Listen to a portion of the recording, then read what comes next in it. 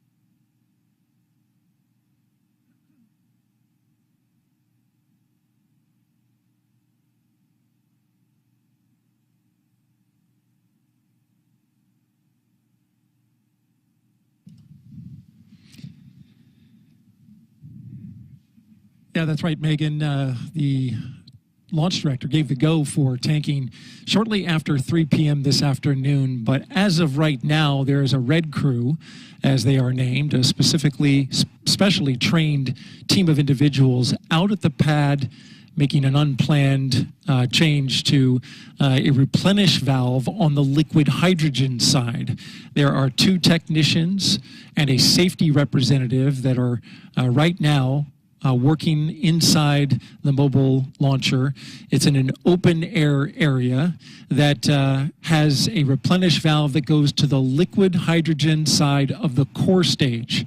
Now, this happened roughly earlier this evening, probably about an hour ago, when a leak was detected at the core stage liquid hydrogen valve by the launch team here inside firing room 1 at the Launch Control Center.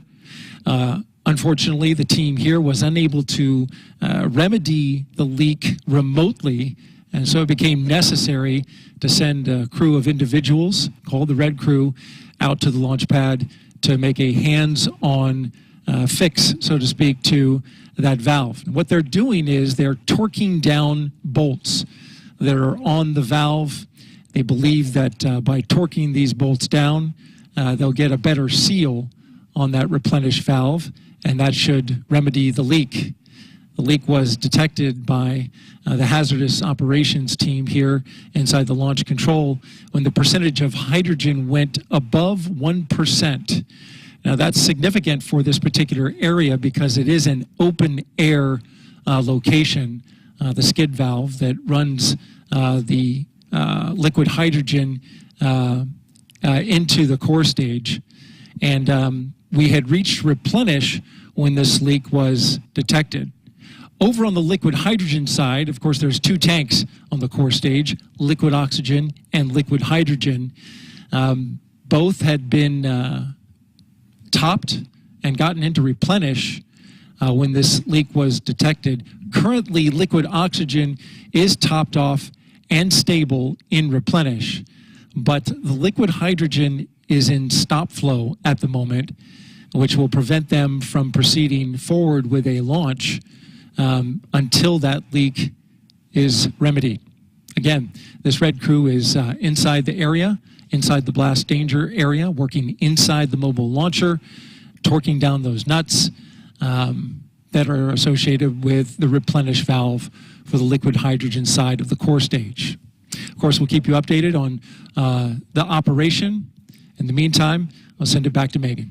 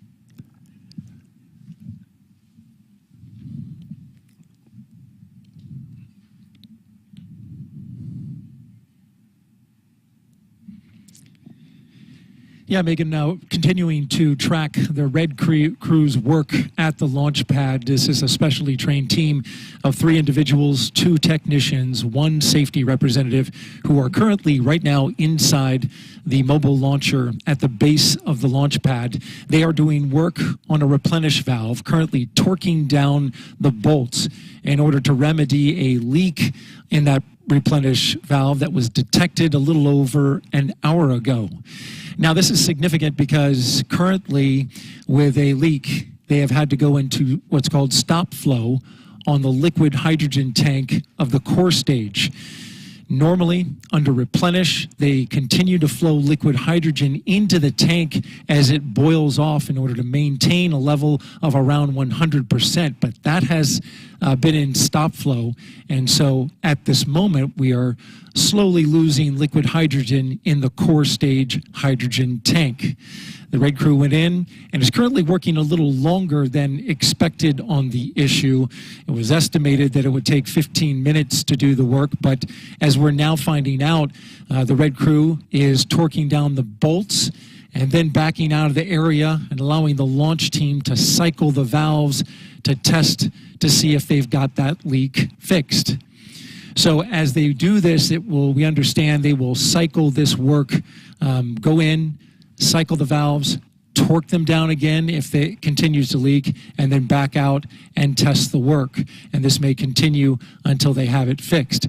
The Red Crew going onto the launch pad isn't a totally uncommon occurrence, certainly new with the Artemis program, but work like this was done in previous space programs. The Red Crew is specially trained for this work. They are accustomed to working around in hazardous operation, especially a fully tanked rocket. Again, we are tracking Red Crew's operation out at the pad. It's expected that this will eat into the launch window, which currently we have liftoff at 1:04 a.m. Eastern Time, but the window runs 2 hours to 3:04 a.m. Eastern Time. Again, monitoring the Red Crew's work. We'll have more updates for you a little later on. For now, back to you, Megan.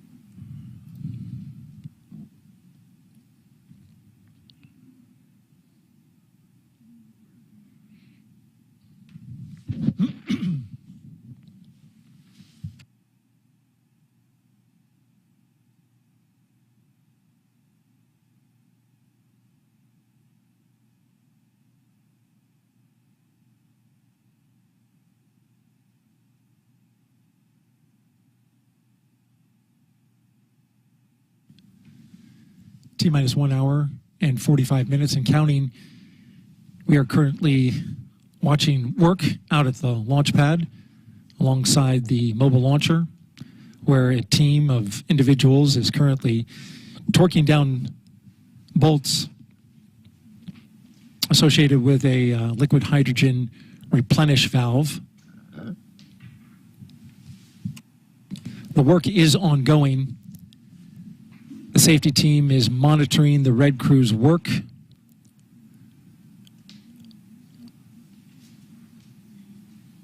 Via live camera feeds.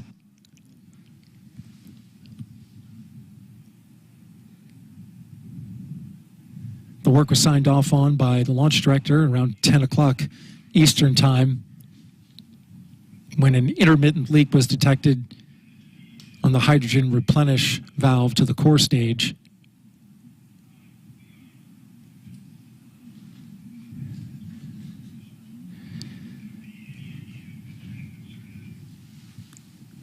We continue to track the progress here.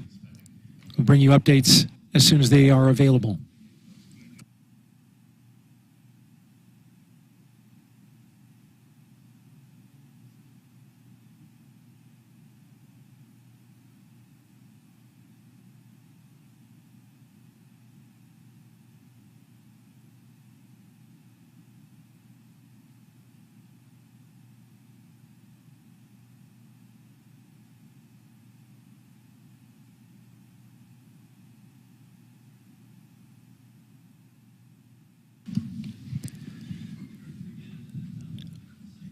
Yeah, Megan, we just saw the red team give a thumbs up to the camera as they are doing their work out at the launch pad. Currently, they're torquing down some bolts to the specification required in order to try and stop what has been described as an intermittent hydrogen leak in the area. It went above the 1% threshold, and so that is a violation of the has-gas limit in that area. The team continuing to work. As you look at the rocket on the pad, they were called out to the pad about a half hour ago, and they appeared to be making their way, at least have stepped back from the area of work. The way that the workflow has been going is they torque down the bolts, step back a little bit. The launch team then cycles the valves to check to see if the leak is still there, and then they come back in, and this has happened a couple of times, and start torquing the bolts again. The rocket was nearly fully tanked. The core stage was in replenish for both hydrogen and oxygen. The upper stage had nearly been finished when the leak was detected, and the countdown, though it is continuing, the rocket, the leak had to be addressed in order for the launch to proceed. The replenish puts the hydrogen back into the tank after it boils off, and so currently we're in a stop flow which no longer allows a replenishment of the hydrogen tank, and that would not allow us to have a launch without those tanks being in total replenish, and also in a vented configuration, which has also been put on hold. I'm sorry, not a vented configuration, but rather an engine bleed has been stopped. And so that would need to continue as well in order to get the engines conditioned for launch. That's the latest here from Firing Room 1 at the Launch Control Center.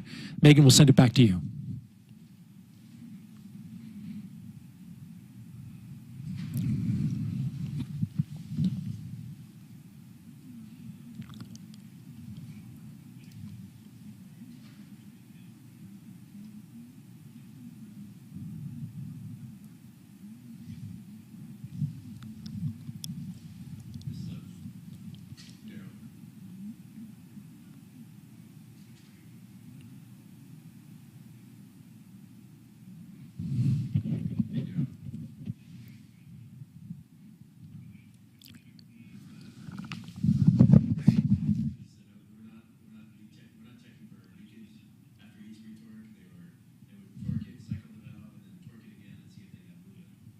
Okay.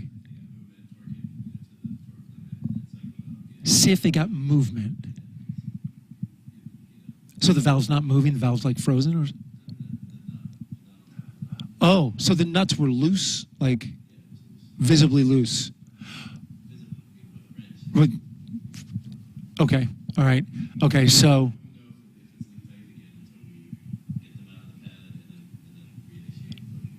Copy that. Thank you. Thank you.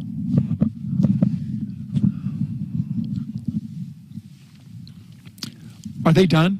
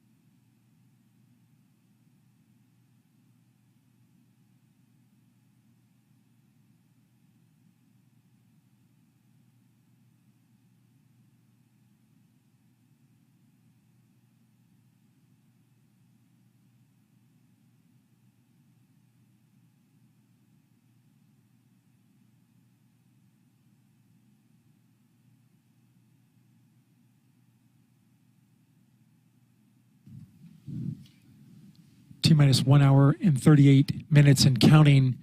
We have an update now. Again, an update from Launch Complex 39B. The red crew has completed their work at the pad, tightening down some bolts that seal a liquid hydrogen replenish valve on the side of the mobile launcher. I want to correct something that I said earlier, and that is that they are not leak checking it in between torquing the bolts. They are just cycling the valve in between torquing the bolts to make sure that the bolts are secure. Again, the work that happened was tightening down the bolts on a leaky replenish valve on the liquid hydrogen side that feeds the core stage. And they cycled that repair, cycled the torquing of the bolts as the launch team cycled the valves. The work is complete, and the red team is on their way out of the pad. They're specially trained to work inside the blast danger area.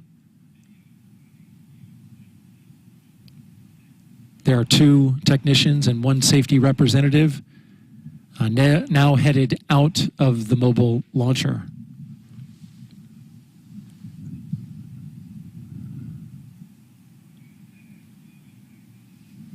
This is Artemis Launch Control.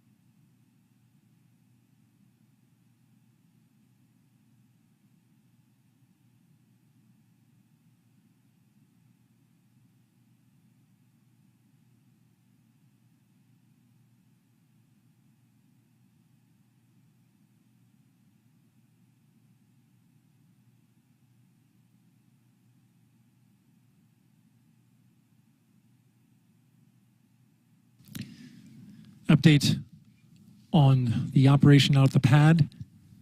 The work is complete and the red crew has departed the BDA. Again, the red crew that was out at the pad torquing down the bolts to a leaky core stage hydrogen replenish valve has been complete, and the red crew has departed the blast danger area.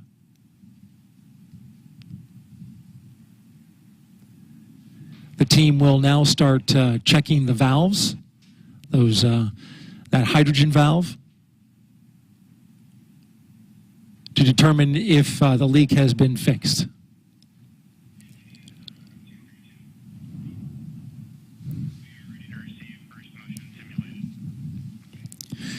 A discussion will now take place on what to do about the requirement for a 90-minute engine bleed with liquid hydrogen. That was interrupted when the core stage replenish went into stop flow as a result of the hydrogen leak. Again, a discussion about how to manage the 90-minute bleed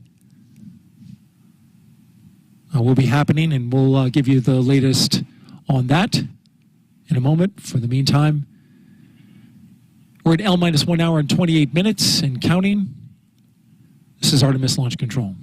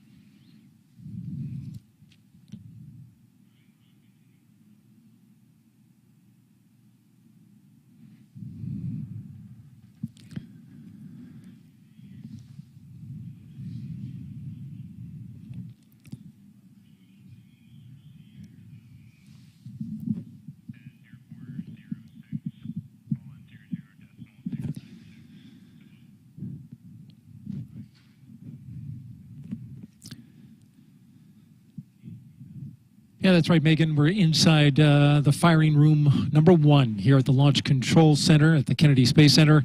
And currently we have an update on that red crew, which went out to the pad to torque down some bolts on a leaky hydrogen replenish valve for the core stage. And that update is that the red crew has departed the blast danger area. They have completed their work. They got the go at 10 p.m. this evening, 10 p.m. Eastern Time, to go out and conduct work that took roughly an hour from the time they were given the go till the time they left the blast danger area. The technicians, 2 technicians and 1 safety representative, did the work out at the pad on the replenish valve. And now that they are on their way back, the team is now examining the work and whether or not that leak is still there.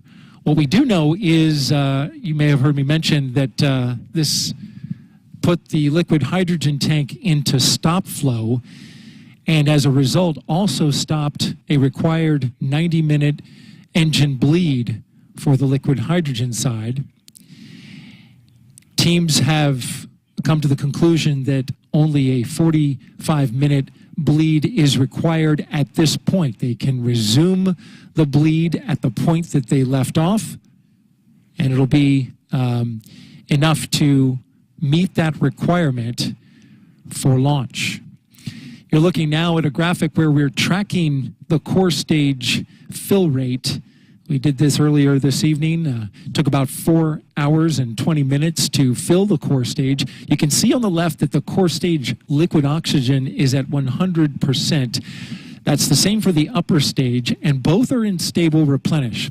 As you can look to the right, though, you can see that we're at 97% for liquid hydrogen. The reason for that is because when we went into stop flow, that means that the replenish was no longer refilling the tank, and that liquid hydrogen was boiling off and draining some of the capacity out of that particular tank. So we've lost some liquid hydrogen. The plan is to resume, of course, the filling of liquid hydrogen, which goes into that into the liquid hydrogen tank on the core stage and then vents out on that flare stack that you see to the right, where excess hydrogen is burned off. That's the latest here from Firing Room 1. Megan, we'll send it back to you.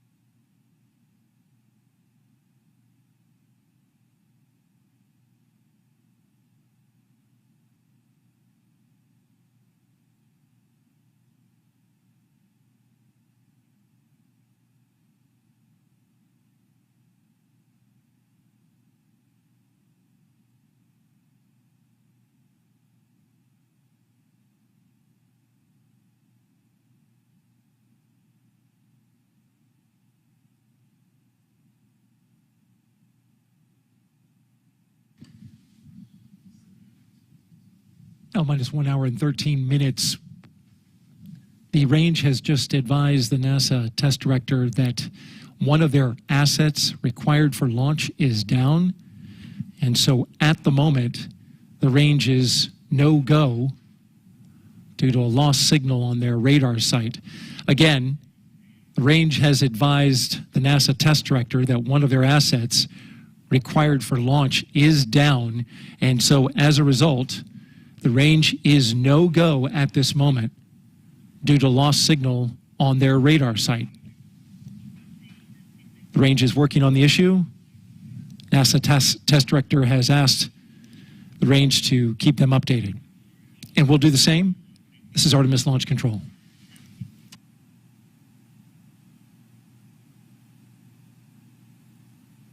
Update on the core stage liquid hydrogen replenish valve. Work is complete. Red Crew team is back. And we have resumed flow into the core stage LH2 tank. Again, we have resumed flow into the core stage LH2 tank. Meanwhile, the team is working to get the upper stage liquid hydrogen configured to resume the fueling operation on that part of the rocket. Stand by for more updates. This is Artemis Launch Control.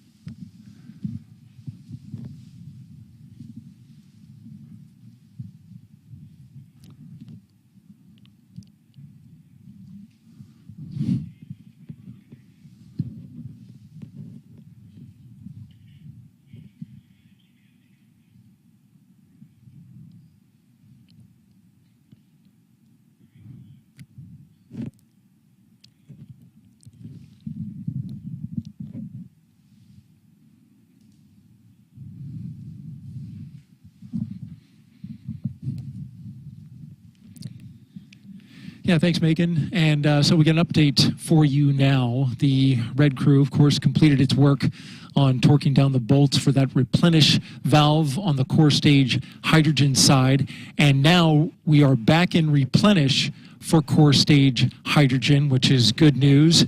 The team now looking to work on that upper stage, and we understand for the update to the NASA test director, they just informed the NTD that they can start getting back the flow on the upper stage as well. It went into a stop flow roughly around 10 p.m. Eastern time after a leak was detected. You can see the core stage status there. Liquid oxygen side is in stable replenish, both for the core stage and the upper stage of the rocket. Over on the right side, you can see we've lost some hydrogen since going into a stop flow that allowed some liquid hydrogen to boil off during about an hour or so while a red crew was sent out to the launch pad to make repairs. Now, the hydrogen bleed for the engines was reestablished, and it looks like the team is back on track to recover that after a stop flow halted the bleed. They are required to bleed that liquid hydrogen through the RS-25 engines for 90 minutes, but they're picking up where they left off, and that appears to be on track. In the meantime, we've had an update from the range, and the range has informed the NASA test director that currently at the moment, if we were to launch now, they are no-go due to the loss of signal on a radar site. That's currently being worked right now. Again, the range advising the NASA test director that they are no-go.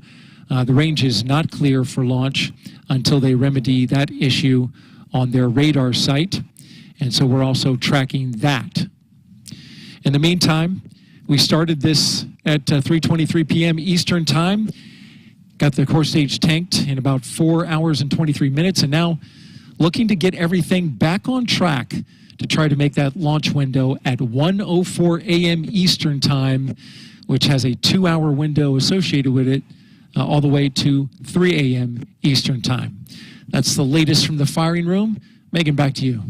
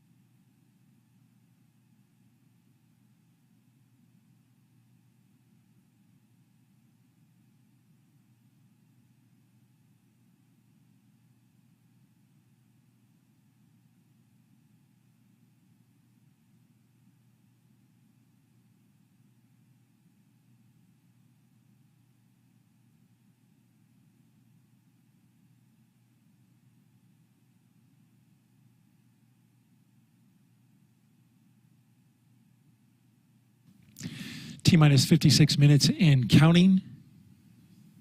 We have an update now on the range.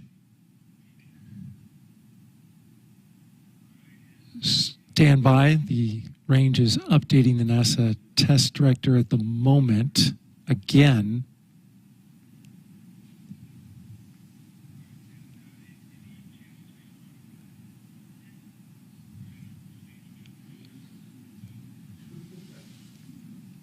Okay, we're back in core stage topping for liquid hydrogen.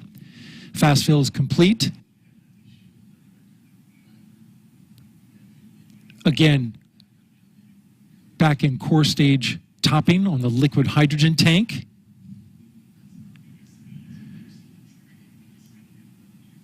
And the update on the range.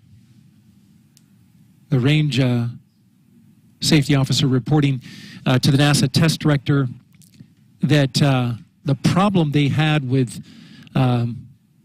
access to the data from their radar site was a bad Ethernet switch.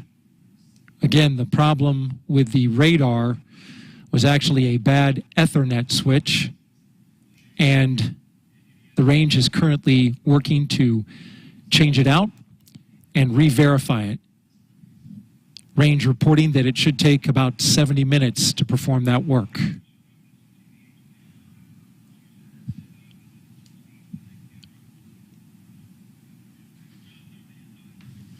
This is Artemis Launch Control.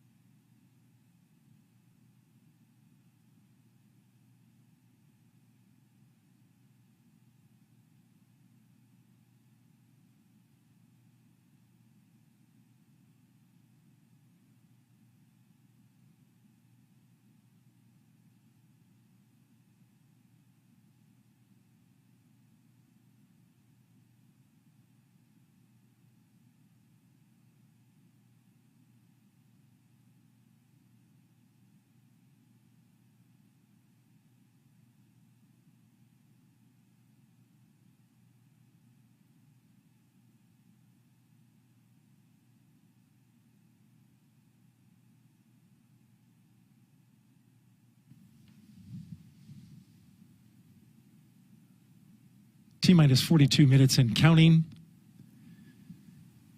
Got an update now on the liquid hydrogen loading operation. The upper stage is now in fast fill. Again, the upper stage of the rocket is now in liquid hydrogen fast fill, currently at 58% filled, while the core stage liquid hydrogen is in replenish. Again, the core stage liquid hydrogen is in replenish. On the liquid oxygen side, both core stage and upper stage are in stable replenish. Update on the range. The range informed the NASA test director that they will need to take a little bit longer to verify the replacement of an Ethernet switch, which cut out data that they were receiving from a radar site.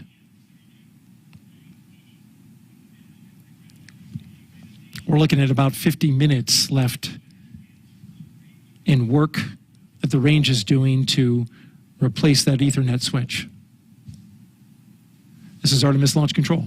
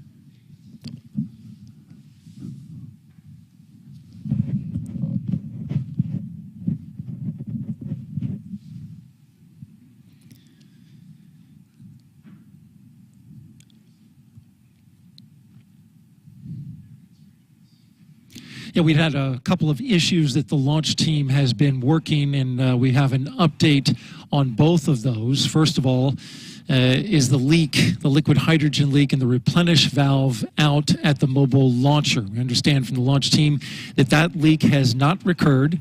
The work that happened out at the pad is that the red crew and the work that they did out there remedied the leak. That's good news. And now the liquid hydrogen tank on the core stage is back in replenish at this moment. And the upper stage of the rocket, liquid hydrogen side, is in fast fill. You can see from the graphic there that we are back up to 100% over on the liquid hydrogen side on the right hand of the screen. On the left hand of the screen, you can see we have been in stable replenish for liquid oxygen. Now, with regards to the range, they reported that they had an issue to the NASA test director with their radar sight. Later found out that that was actually a bad Ethernet switch that was cutting out and not providing them the data. The range reported that they will swap out that bad switch, and they're currently working on that. They advised at the time, about a half hour ago, that it would take them about 70 minutes, or about 25 minutes into that work. They did just recently update the NASA test director to say that it's going to take them a little bit longer because they're going to need to re-verify this Ethernet equipment once they have it installed. Again, that work is ongoing, but at the moment, if we were launching right now, the range is no-go as a result of that bad Ethernet switch. The Dolly-Loo file, which helps steer the Space Launch System through the upper atmosphere, has been uploaded to the rocket, and so we're good to go there in terms of other configurations that are ongoing. But we are continuing to monitor communications of the launch team about holding to the top of the window, currently slated for 1:04 a.m. Eastern Time. But we do have 2 hours, and we have yet to see whether or not the launch team is going to be able to make enough adjustments in order to hit the top of that window. No slip yet, but we're monitoring their work, and we'll give you an update when we have it. Back to you, Megan.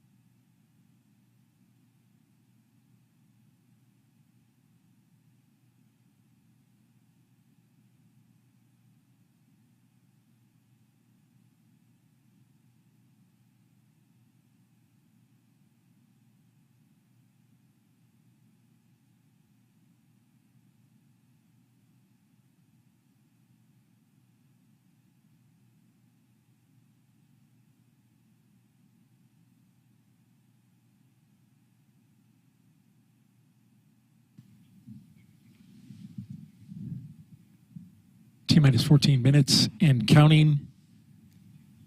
We have an update now on the upper stage of the Space Launch System. Currently at 75% filled. We're in fast fill for the upper stage, and currently it is 75% filled for liquid hydrogen. We're in stable replenish for the core stage, both liquid oxygen and liquid hydrogen. And that includes the liquid oxygen on the upper stage. Stand by, we're getting an update from the range on their issue. I'll be right back.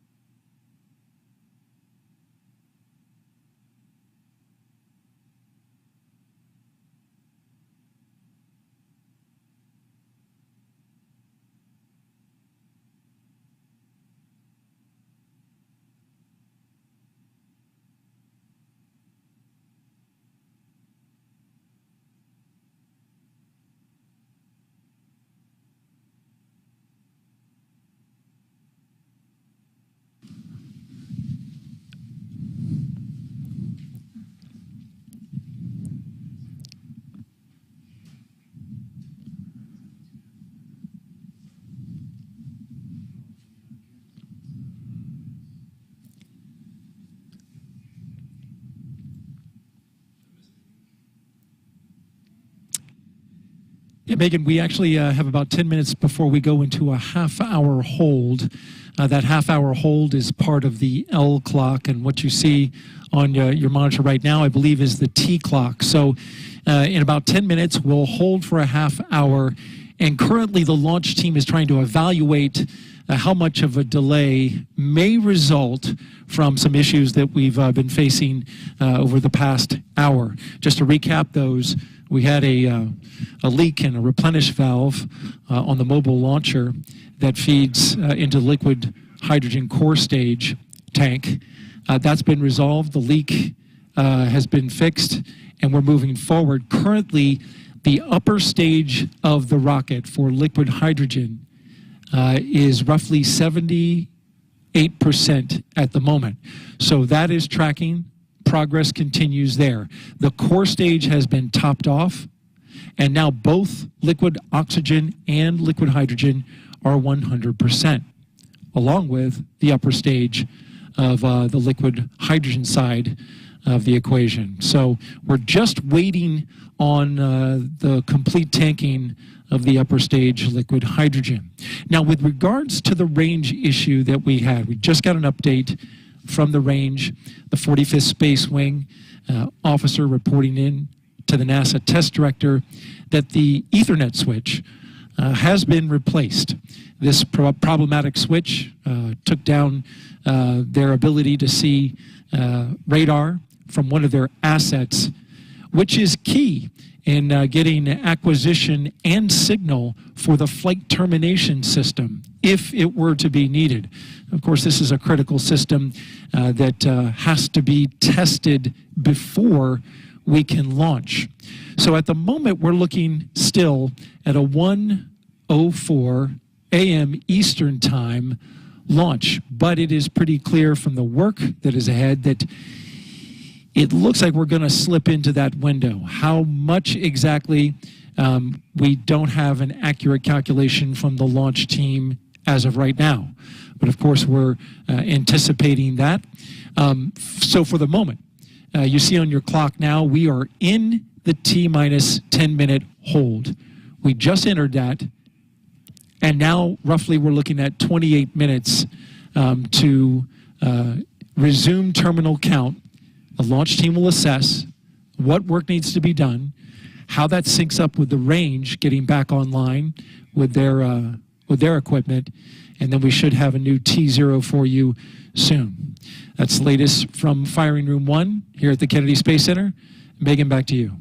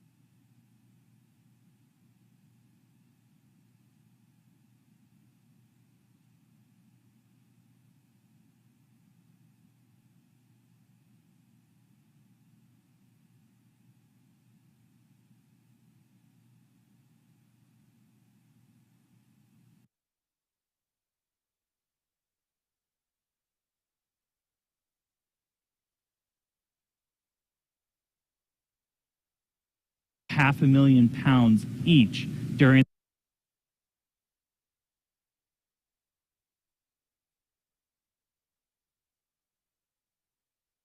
their operation. And of all the different components, we've got this engine block section down here. You have all of the associated plumbing, everything to feed those propellants down to these engines. You also have these two attachment points here, and that's where we actually tank the SLS rocket. So a lot of focus on those in the previous attempts. They've cooperated spectacularly so far today, and we've been able to fully tank this core stage. And a reminder, you have a fuel, about 500,000 gallons right here of liquid hydrogen, and then an oxidizer. You need those two together, and then an ignition source. That's what gives you your reaction, your thrust, your basically controlled explosion that then comes out of those rocket engines. So fully tanked. These are cryogenic fuels, hundreds of degrees below zero, so we've got a spray-on insulation across the entire vehicle. As it's sitting out there in the Florida air, it's a little bit warm tonight, but we need to keep those hundreds of degrees below zero. It takes a lot of energy to do that, so the less you have to use to keep them cold,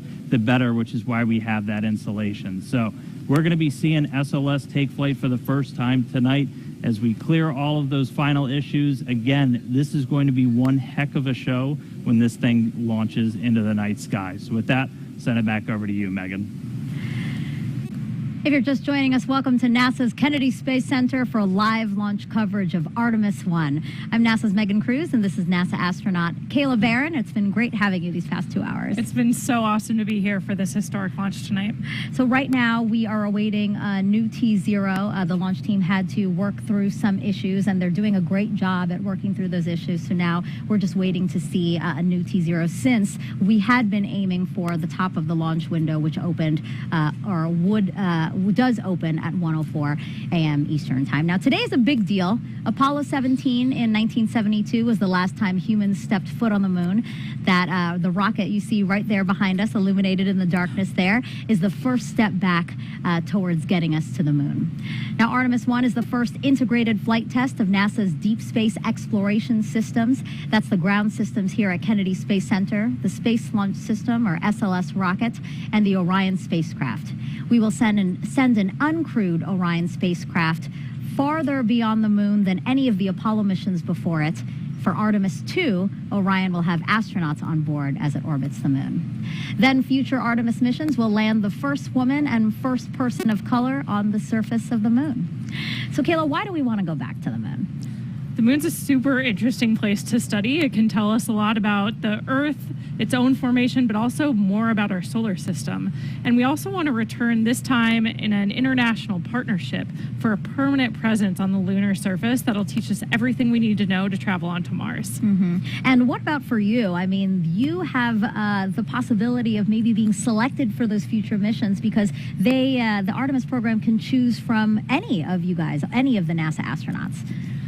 It's a crazy time to be a NASA astronaut and even imagine that that could be real. I think we're all just honored to be a part of the team that's doing this. We're just a small representation of all of the amazing human beings around the world that it takes to do something as audacious as returning to the moon, learning what we need to go onto Mars. So we're just all excited to support the program in any way we can. But of course, a ride to the moon would be incredible. So yeah. I think we're all just dreaming about those moonwalks. Now, since Artemis 1 is setting the stage for those future crewed missions, is there anything in particular about this 26-day mission that you will be watching? Is it re-entry?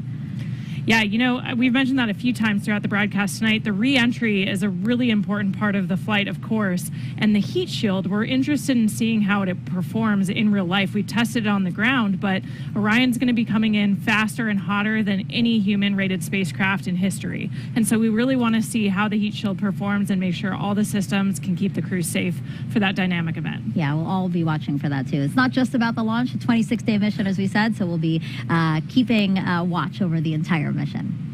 Our workforce now is very different from what it was during the Apollo era. When Apollo 11 launched, there was only one female engineer in the firing room. Today's launch of Artemis 1 is led by NASA's first ever female launch director. Take a look at how she and other women across NASA are shattering glass ceilings. When I was a little girl, I wanted to be an astronaut, a scientist, a doctor, a fighter pilot. When I was a little girl, I wanted to grow up to be strong and independent. When we were asked to draw a picture of what we wanted to be when we grew up, I drew an astronaut standing on the surface of the moon. All I thought about was when I was going to get to NASA. It's a huge honor to be NASA's first female launch director. To be the launch director for Artemis, NASA has so many wonderful women pioneers, so many heroes to me. Some of the most amazing women in my eyes are people like Katherine Johnson and the other women that you've seen in Hidden Figures.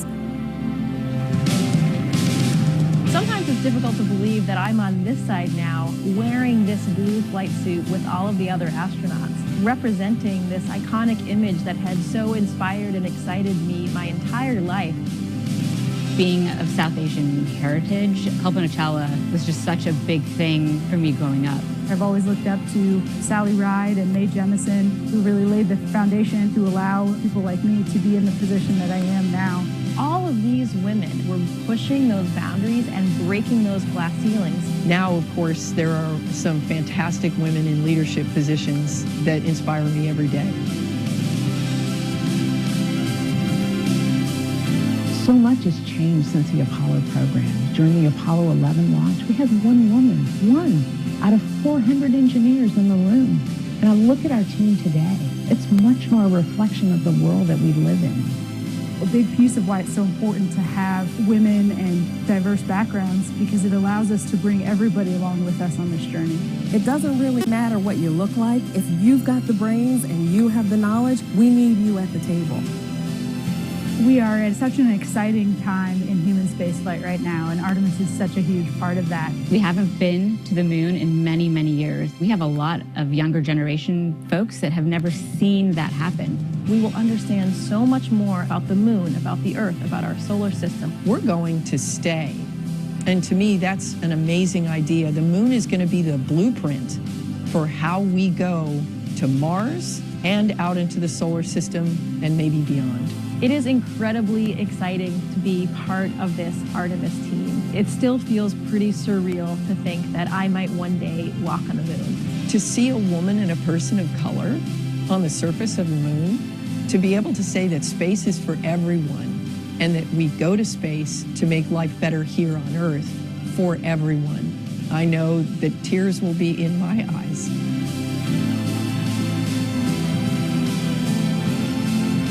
My message to women and girls out there is to find your passion, whatever that is. Don't let anyone tell you what you can do or can't do.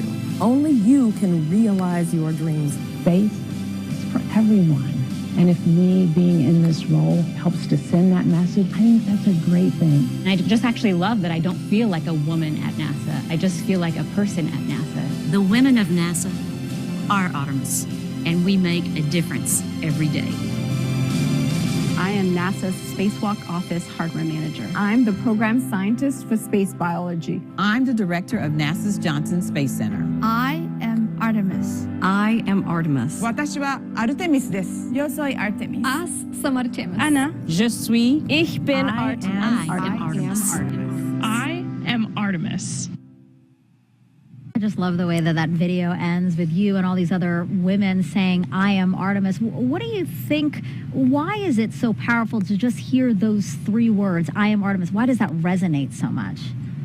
I think it just represents how far we've come since the Apollo era and how we take advantage of the incredible diversity our country has to offer. Having seats at the table for everyone, you know, space is for everyone. You heard that a few times in the video, and I think we're proving that out every single day in our work, not just at NASA, but with our international partners. I think it's so important to our ability to succeed on these really complex missions. Yeah, I thought that was a very powerful video, and I'm glad that people got that message, young girls in particular. Another person who you saw in that video is Pam Melroy. She's a former astronaut and NASA's deputy administrator. So why don't we head over to Jasmine Hopkins, because Pam is there with her now. Thank you so much, Megan. Yes, I am honored now to be joined by Pam Milroy, NASA Deputy Administrator. This is just a fantastic night. And we just saw that powerful video with you among so many of the great women here at NASA. What is so important about us now being ready to send, you know, the first woman, the first person of color to the moon? Yeah, I loved watching that video. Just inspires me. So many of those women are my friends, but also they're just such fantastic engineers and scientists and just so many roles at the agency. I've always thought one of the strongest teams that you could ever find is a family, and families have men and women, and so our teams are stronger, I think, when we have that balance and that diversity. So that was exciting. But for me, I was a part of the Apollo generation, and I was very inspired by, you know, Neil Armstrong and Buzz Aldrin and Mike Collins on Apollo 11 and all the Apollo astronauts. I just cannot even imagine the inspiration, though, for a little girl. I mean, it never occurred to me that there, I mean, I wanted to be an astronaut, but of course there were no women astronauts then. I think what's going to happen now with the Artemis generation is that that first woman and the first person of color is just going to have a huge impact on the next generation. Right. We are just watching with bated breath, and I know that it's going to mean so much to little kids to look up to them. And we understand, too, this is a huge, I mean, when we launch Artemis, it's going to be a global accomplishment. We have the Artemis Accords, which are helping us make sure we explore peacefully. Can you tell us more about those? Yeah, it's really important, actually, especially because you know, unlike in Apollo, where it was actually just a few countries that had the capability to go to space, now those capabilities are proliferating throughout the world. And so what we do with the rocket is really important, and how we go is just as important. And how we go is as teams and with our partners, and with a sense of the responsibility that we have as we go out into the solar system to do it peacefully for scientific purposes and responsibly. Right. Pam, you have a great sense of teamwork, and this is definitely not our first time. You know, there's a lot of things that go into testing out a first-time vehicle. There's actually dynamic activity going on right now. So how does this first flight test of SLS compare to other first times, you know, with Shuttle or with Saturn V before that?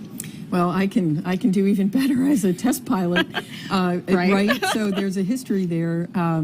In fact, the amazing thing about this is, so first flight of a first aircraft, you actually taxi it out to the end of the runway and then run down the runway and come back and check all the data. And then you might take off once and go around the pattern and come back and land. This is a little bit like taking off and going to fly a full mission on your very first flight of an aircraft. And so everything has to be right. So this compares very, you know, it's very similar to the experiences that all new rocket developments have, where, you know, it's not just about learning the hardware, that's a big piece of it, but it's also about gelling that team together and your procedures and how you're going to deal with issues that come up, because they will come up. They always come up. Exactly. And you have that experience as a test pilot, but also as a former astronaut. In that video, we saw you getting your induction into the Astronaut Hall of Fame, which is pretty cool. So what is your perspective, or what advice do you have for the Artemis astronauts, those ones that are going to maybe set foot on the moon? Oh, well, they don't need my advice. I'd love to elbow them out of the way and go to the moon too, but they are fantastic. I mean, I'm so proud of all of our astronauts. I was just talking to Jessica Watkins, who just came back on Crew 4. This generation is prepared, ready, and excited. And I think they're really excited that we're putting science front and center in the Artemis program, too. We're going to learn so much about the solar system from the moon and even about the Earth. And so I think the astronauts are really excited about doing that hands-on science.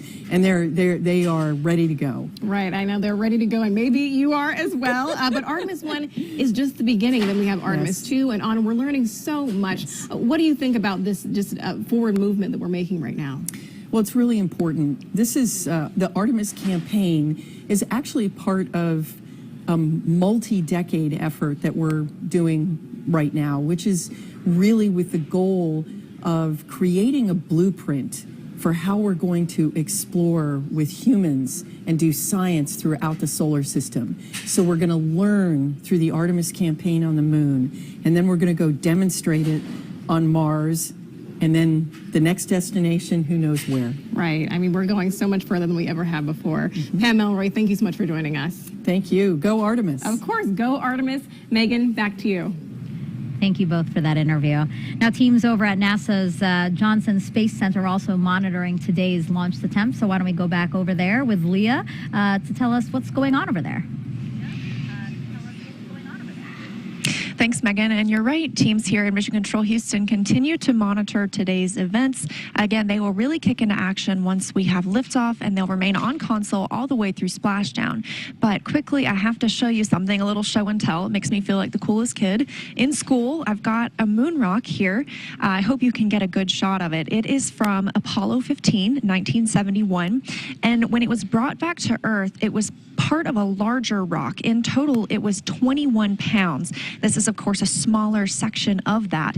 But we're looking forward to the Artemis program and being able to go back to the moon so that we can continue to gather these kinds of samples. But this time at the lunar South Pole. We've never been there, and we've never brought samples back from that area. So we're really excited to see what might differ in those samples and the ones that we have here.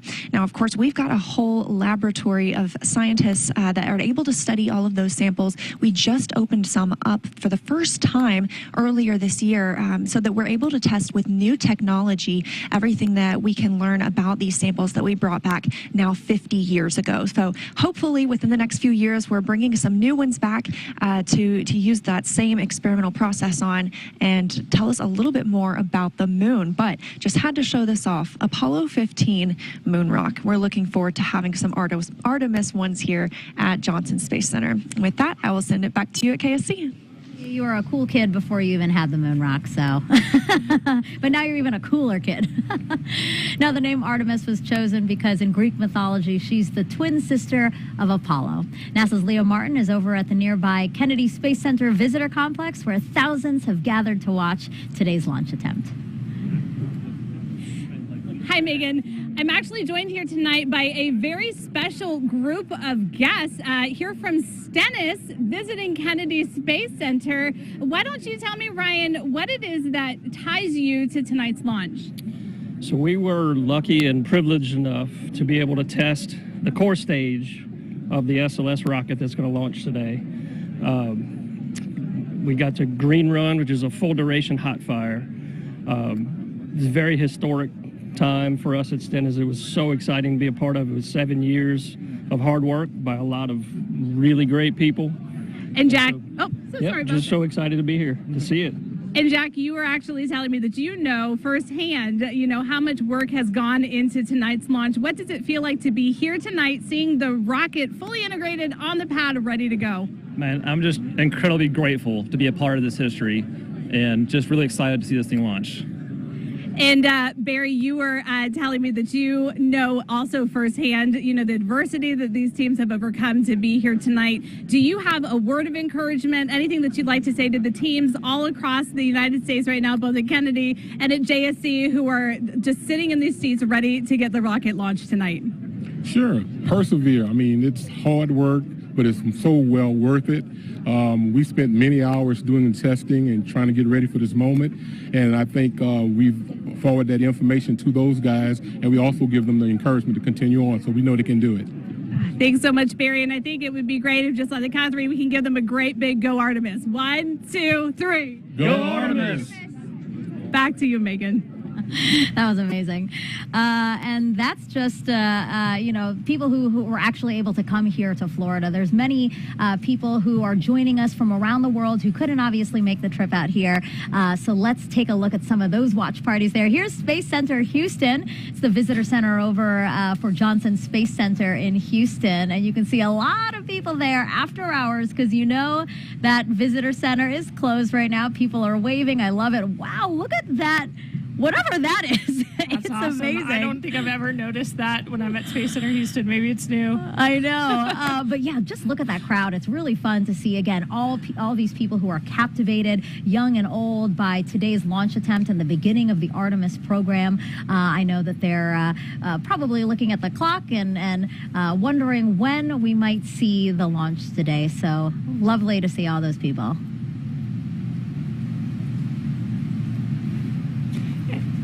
And And there's the Space and Rocket Center, where we have a ton of people waving their flags, cheering us on tonight for this incredible launch this evening. I love that. They totally look like cheerleaders, and they're embracing it. I love it. And yeah, this is the U.S. Space and Rocket Center. This is the Visitor Center over in Huntsville, Alabama. As I've said before, Marshall Space Flight Center there is super instrumental in what the Artemis program is doing. They contributed a lot to the mission, so it's nice to see everyone there. And then here is Airbus in Bremen, Germany. So Airbus is the main contractor for the European Space Agency, and together the company and ESA, they provided the European Service Module, which is an important part of the Orion spacecraft. So we have quite a bit of people there. A more reasonable time over there in Germany. It is 7 a.m. So I'm going to say Guten Morgen to them. Did I say it right? Guten Morgen to them over there in Bremen, Germany. Again, the Airbus company. All right, so let's get another check on the launch team with our Daryl Nail, who's inside there and has an update for us.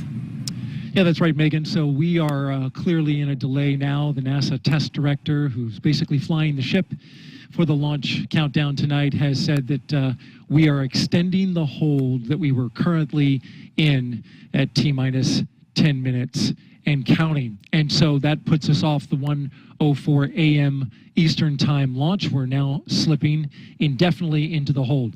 And NASA Test Director Carlos Monge saying that we are currently estimating how much work needs to be done before resuming the polling that is supposed to take place 15 minutes before launch. It then goes to terminal count at T-minus 10 minutes.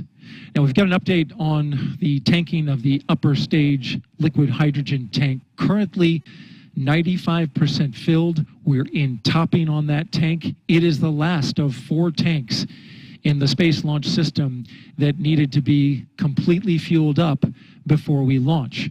Of course, cryogenic tanking, a complex operation that has seen some delays tonight. We had a roughly hour delay after a replenish valve on the core stage liquid hydrogen side required hands-on work by a Red Crew team that went out to the launch pad and tightened down some bolts on the valve and got it fixed before leaving the launch pad, and then launch team verifying that that work was complete. Now currently we're awaiting some work with the range. The 45th Space Wing, which oversees the range here and makes sure that the airspace and the ocean out over the flight path is clear, and also has the responsibility to destruct the rocket should it go off track. They have been working on some issues with their equipment and sending a flight termination signal to the rocket. There is testing that must happen with the flight termination system that was delayed by a bad Ethernet switch. Switch has been changed out, and now the range is looking to start testing their connectivity to the rocket in order to preserve that safety function that they are responsible for. So again, we are slipping now indefinitely into the launch window. We're awaiting the launch team to evaluate just how much time is required to complete the work to get this rocket ready to launch. And of course, when we have a new T0 for you, we'll report that out right away. Megan, back to you. Daryl, thank you so much. As NASA prepares to explore the moon, here's a look at the spacesuits and tools that will help us to do that.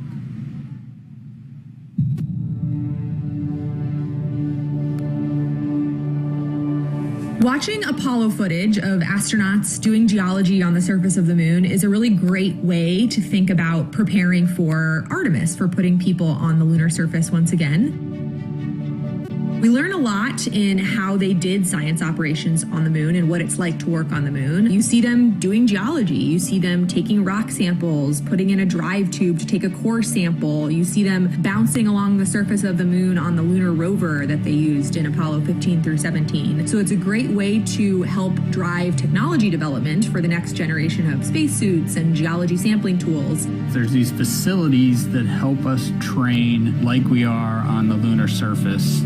These 1.6G offload systems or putting people in the aquatic environment are great ways to train the mobility part, right? Like, what can you do and how different does it feel to be in 1.6G and do these tasks?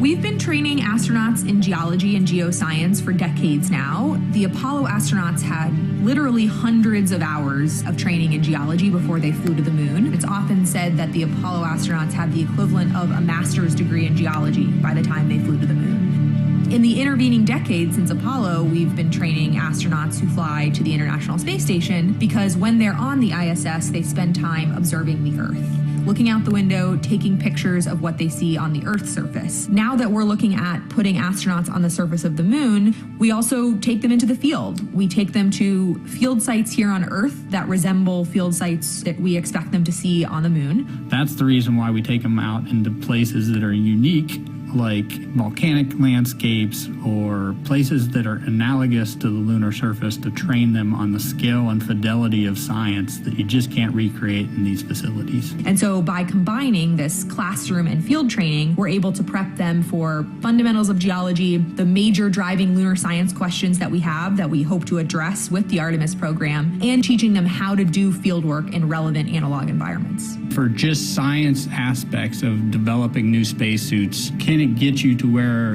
you need to go? And then once you get there, can you do the cool science that you need to do? And so that's, can you move effectively and efficiently in the suit to be able to collect the samples or use the tools or the instruments? For the visibility, it's like, can you make the necessary observations that you need to? Or does the suit have the lights on it that it needs to illuminate the surface and make the observations you need to?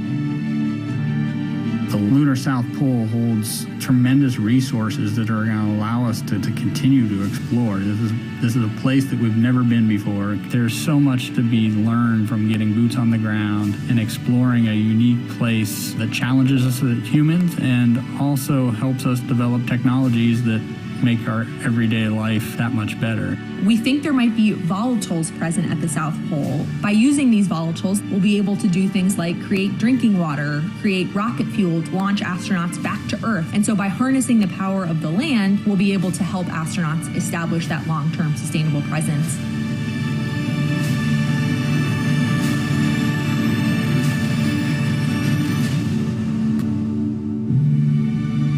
It's human nature to explore. Pushing our boundaries and exploring our universe is, I think, just one of those things that's just stuck in our human nature, and that we need to do it in order to understand the world around us, including our Earth and our solar system.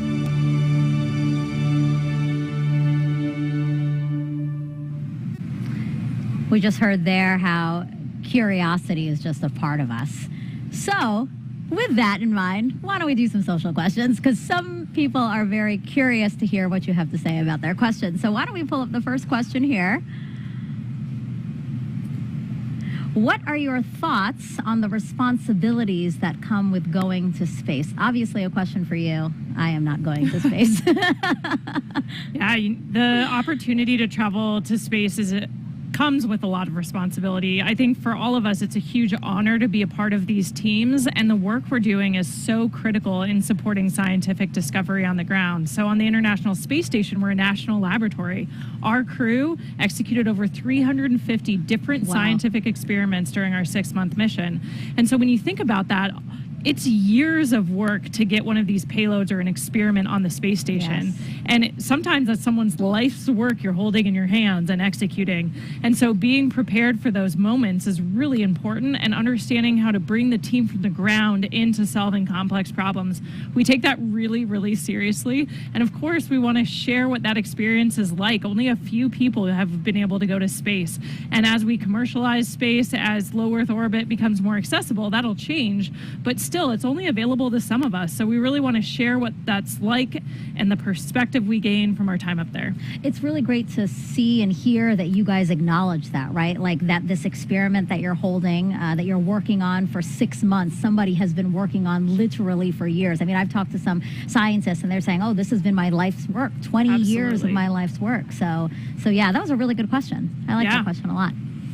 Okay, we have another one from social media here. Astro Kayla, have you considered what you might say if you had the opportunity to be the first female to set foot on the moon's surface? No, I have not considered that.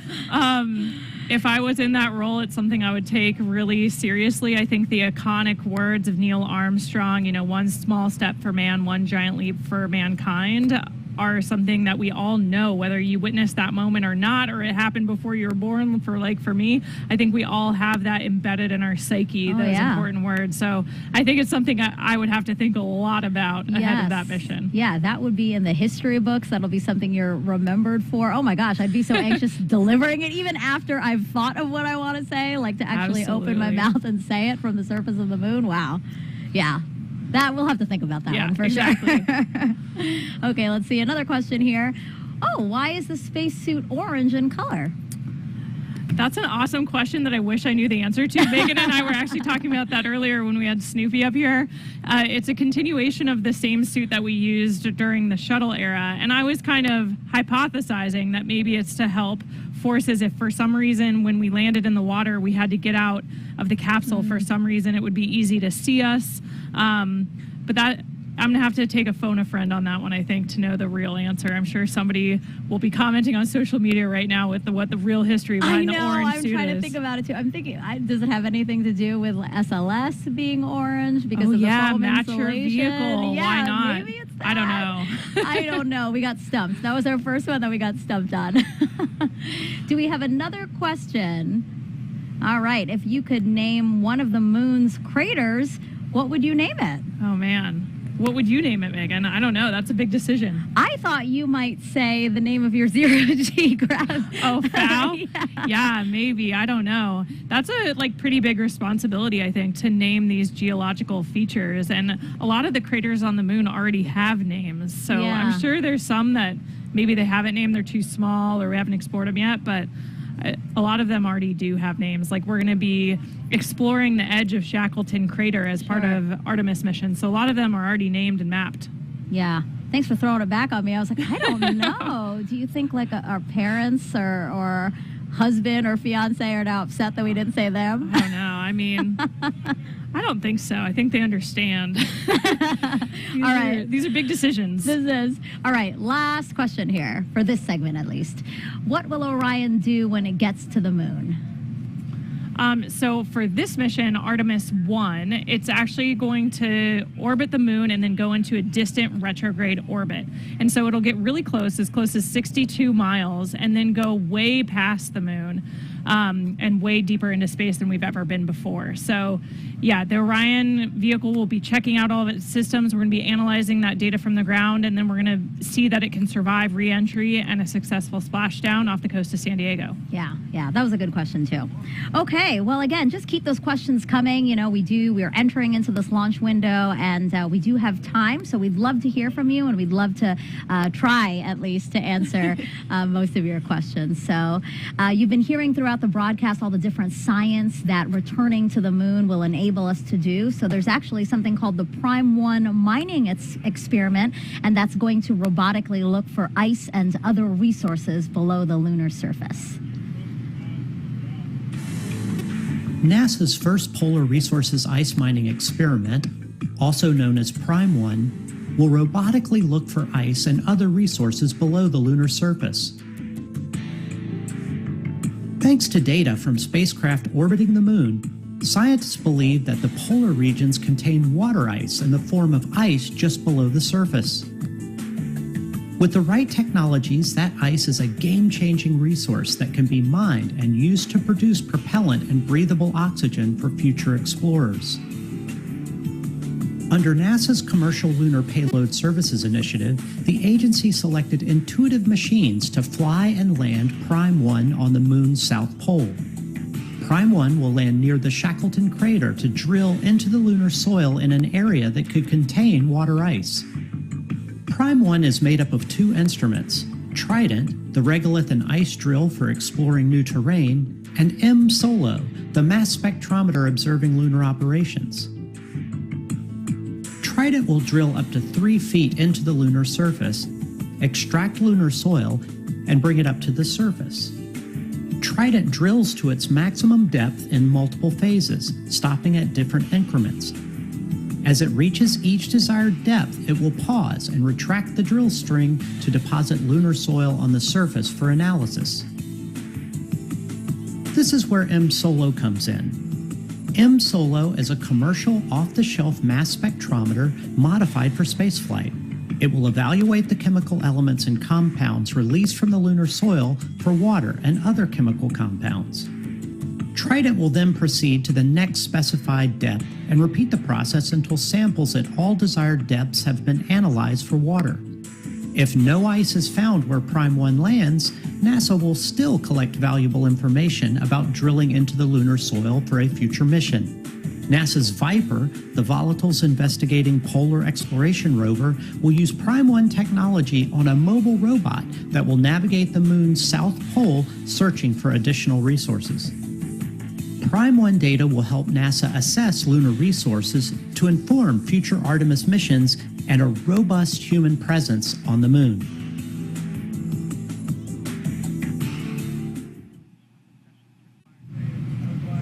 So we are still awaiting a new T0 for today's launch attempt, but for more on what to expect when we launch for this first day, let's go to NASA's Dan Hewitt. He's inside our Apollo Saturn V Center at the KSC Visitor Complex. Hey, thanks, Megan. Everybody, welcome back to the moon board. There's a lot of people here in the complex. I just heard a woo-hoo.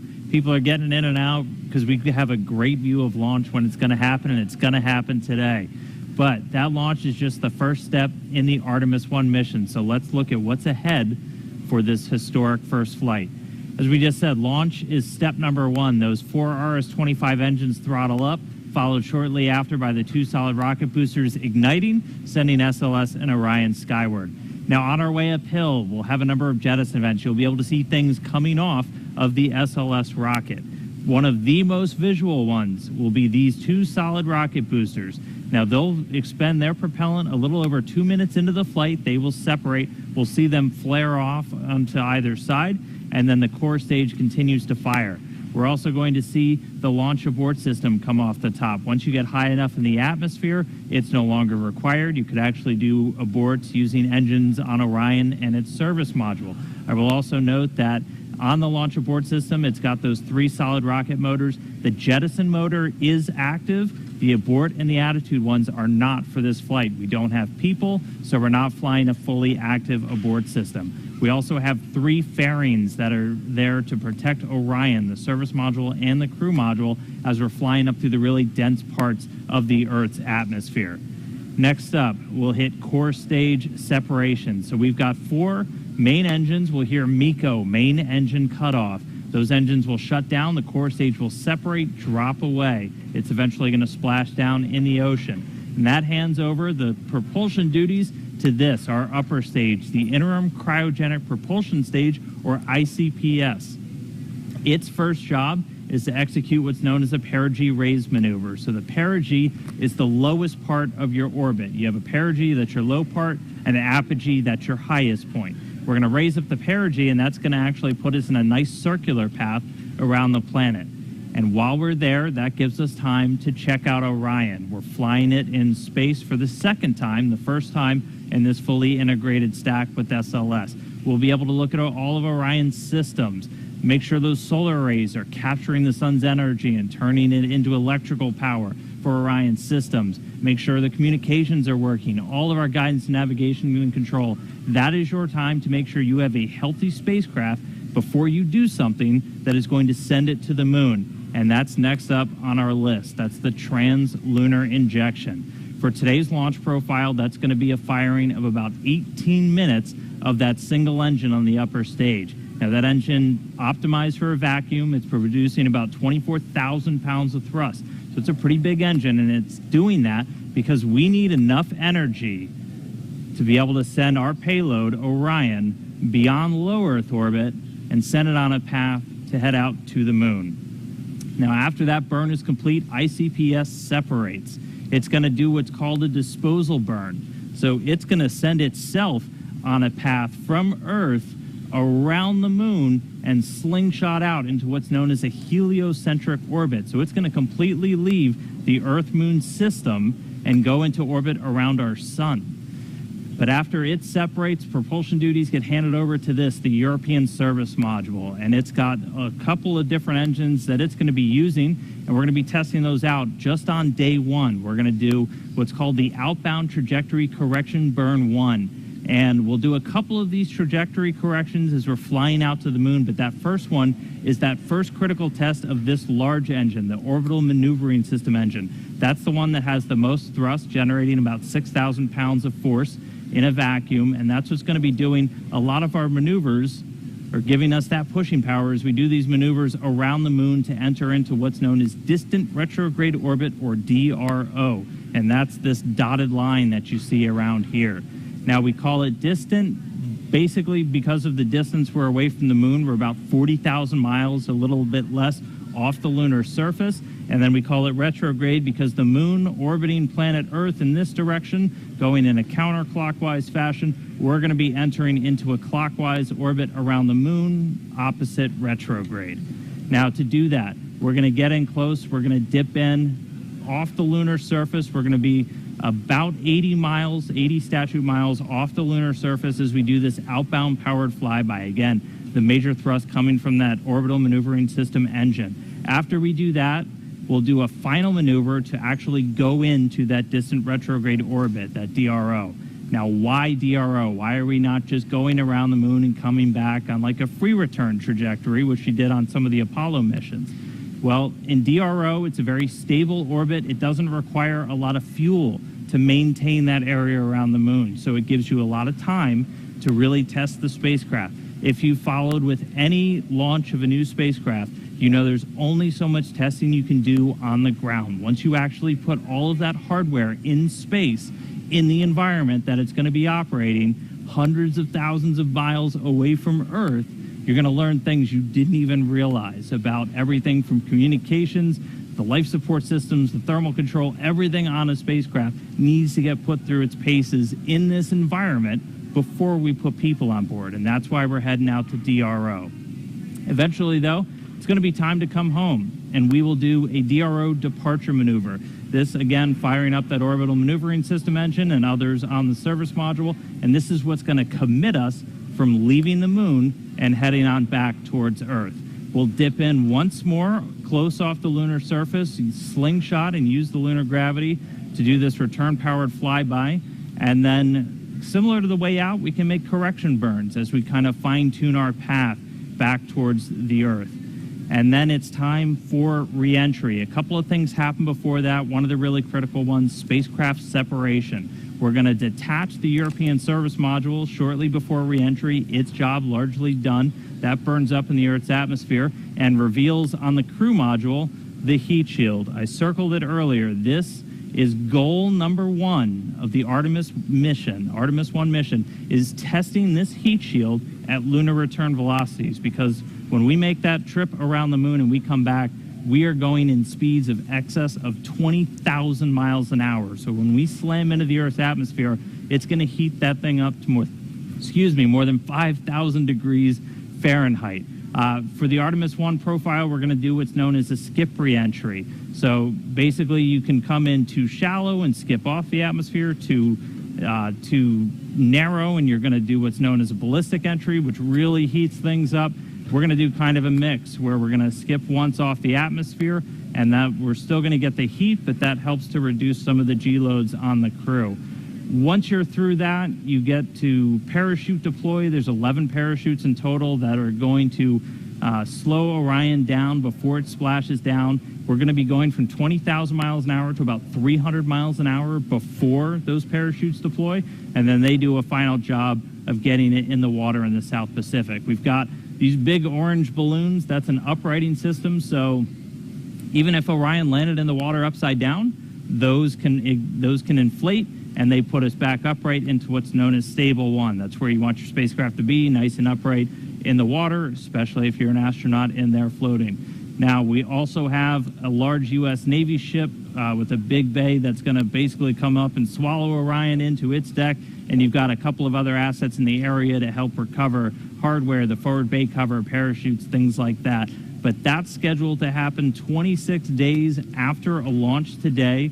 So that's 26 days from liftoff here in Florida around the moon to a splashdown in the Pacific, and that will be the first mission in the Artemis program, the farthest we've ever sent a human-rated spacecraft in history, and just the first step before we put people on board. So that's a look at everything still to come. We're counting down to that launch. I'll send it back over to Megan and the team at the host desk, guys. A very comprehensive look at that. Thank you so much, Dan. If you're just joining us, welcome to Kennedy Space Center and our live coverage of Artemis 1, an uncrewed flight test that will return us to the moon in nearly 50 years. But, you know, some might ask, why the moon? Well, here's why. We are going. The history of this agency is marked with broken barriers, once viewed as impossible, with science fiction turned reality, with innovations that have spun industries all their own, and with demonstrations of peace for all humankind. We soar in the skies of our home planet. We maintain a human presence just outside of gravity, and we touch points all across the solar system and beyond. We're going back to the moon, and this is why. The moon is a treasure trove of science. It holds opportunities for us to make discoveries about our home planet, about our sun, and about our solar system.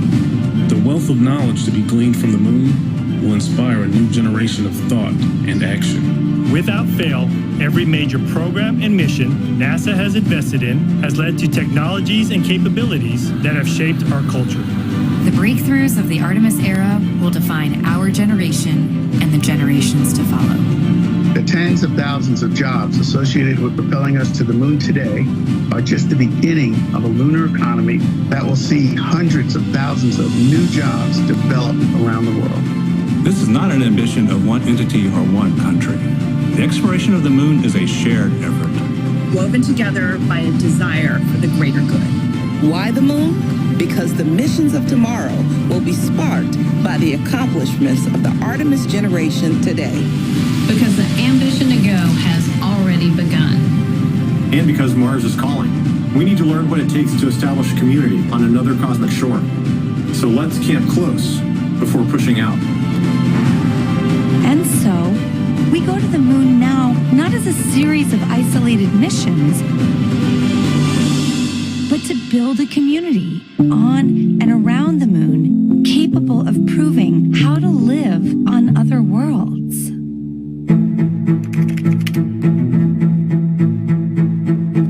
We'll use the lessons from more than 50 years of peaceful exploration to send a new generation to the lunar surface to stay. We will anchor our efforts on the lunar South Pole to establish the Artemis Base Camp, positioning us for long-term science and exploration of the lunar surface. We will prove what it takes to assemble a complex ship in deep space. We will perfect descending down to and returning from a distant surface. We will learn how humans can survive and thrive in a partial gravity environment. With improved spacesuit designs, mobile habitats, and with reconnaissance robots pre-positioning and relocating supplies. We will learn how to utilize the resources we find on these other worlds, starting with finding water ice and purifying it to drinkable water. And refining that into hydrogen for fuel and oxygen to breathe. We will establish fission power plants on the surface of the moon, capable of supporting a growing community of efforts. And we will expand the logistics supply chain to enable commercial and international partners to resupply and refuel deep space outposts.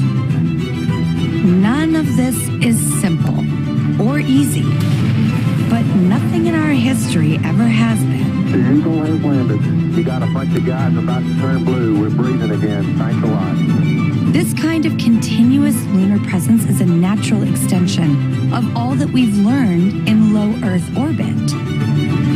And what we will accomplish there will ensure the monumental missions to Mars are within reach. As we ready the launch of the first Artemis mission, and as commercial companies ready their lunar landers for the first private payload deliveries, we have already begun to take the next step.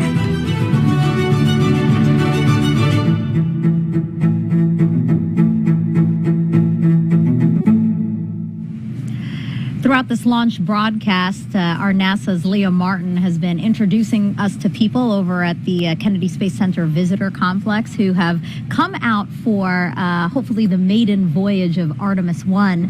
People from near and far, young and old, just really excited to hopefully see this historic flight. So now she's joined by somebody else who has a really interesting story. Leah, tell us about it. Megan, I think one of the most exciting things about being here tonight is being with people who are like-minded, who have such a strong tie to the history of our nation's space program and their love of spaceflight. And I actually struck up an amazing conversation with Scott here, and you were telling me about the special tie that you have to tonight's launch as well. Oh, yeah. I literally grew up with NASA. My father went to work with the NACA before NASA, went to work for Dr. von Braun, followed him over to Marshall Space Flight Center, and became, when it became NASA, he worked on the Jupiter C, Redstone, Saturn 1, Saturn 5, and then because of that, he brought me here to see Apollo 11 launch. So that was my first launch. I was 5 years old. I loved it. Still remember the sound. That's about all. But and then years later, through my flying career, I was able to bring my sons back with my friends that flew the shuttle, and they saw 5 launches and 4 landings.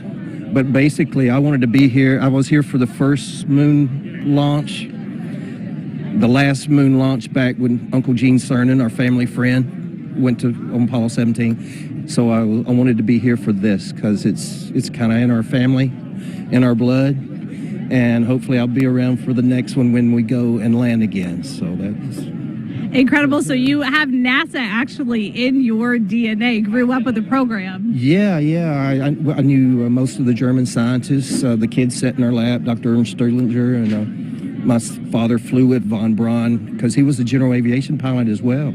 So they'd get off work and fly, and they were in Life magazine together, National Geographic. So it was fun. I literally got to knew Al Shepard, all the Mercury, Gemini, Apollo guys, and it was an honor. I would have loved to have been an astronaut, but I went a different route, and but I can still come here and see them. We can, and we're so grateful, so thrilled to see you here tonight, and so excited that you will be able to actually compare the last launch and the sound of the last one with the one tonight. It's absolutely going to rock the sky. I want it to be even louder. I want to feel it. Yeah. Thanks so much for joining us tonight. It's been an honor to meet you, and Megan, we're going back to you. Leah, thank you so much for sharing that. That was such a fun story. Here we are now at Space Center Houston. This is a live look inside of the visitor center there. Lots of people hoping to see the launch today. I love this guy in the front with his NASA shirt representing. And again, just seeing children and young and old, just all these people who feel captivated and are excited about our next giant leap into deep space. So glad to have them here. Oh my gosh, I love this. Yeah, the team in Marshall and Huntsville there is always ready for their shot. Waving their flags, they're super pumped. That's the home to the SLS program office, so they have a dog in the fight tonight, seeing Artemis launch for the first time. Is that an inflatable astronaut in the center? Do you see that? I think somebody who's dressed up as an astronaut. Look at that. Yeah, they're ready to go. I love this. Yeah, I'm so glad that they're there. Again, these visitor centers are closed to the public, but the people there decided to hold a watch party. And look, our friends in Germany are ready for us this time. They anticipated the delay. They look pumped and ready to go. So these are employees of Airbus. Airbus is the main contractor for the European Space Agency, and together they provided the European service module for the Orion spacecraft. So really, we should be applauding them. They shouldn't be applauding. Thank you so much, guys, for your contribution to the program, and can't wait to see Orion and SLS launch. Okay, so now let's head back over to Daryl Nail over with the launch team so we can hear any updates about a new T0. Yeah, Megan, thank you. And a clearer picture is starting to emerge as the launch team now reports out that they only have a few minutes left of work to do before they're ready to pick up polling.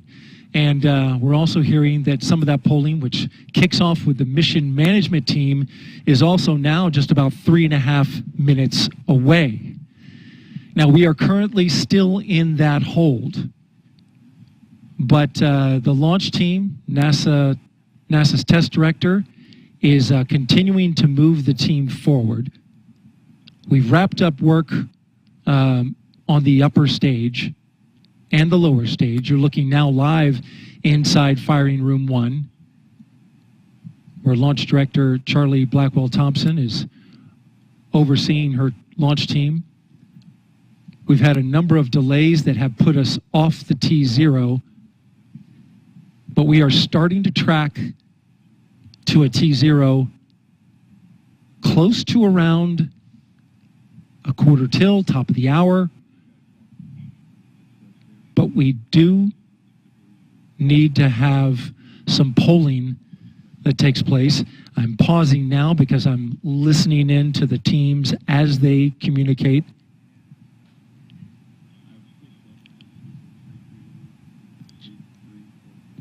In this launch window, which we're currently 26 minutes into, and it's 2 hours long, it runs until 3:04 a.m. Eastern Time, we have what's called 40 cutouts.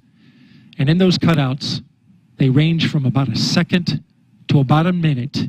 These are times where they can't launch. These cutouts must be accounted for when determining a new T0.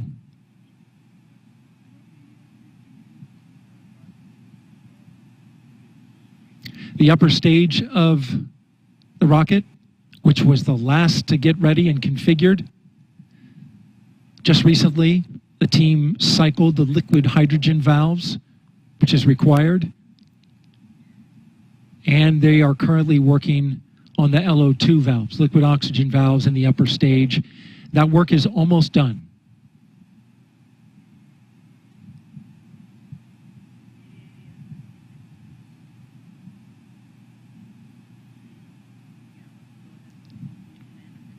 We are now a minute and a half away from the poll of the mission management team, which is several minutes before T-minus 15 minutes.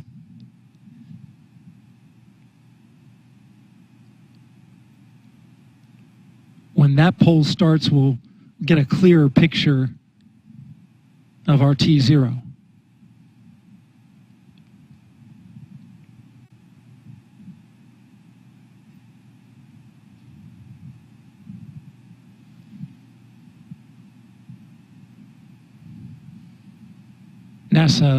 NASA's test director has informed the launch team to all switch to a common communication channel. It's called 232.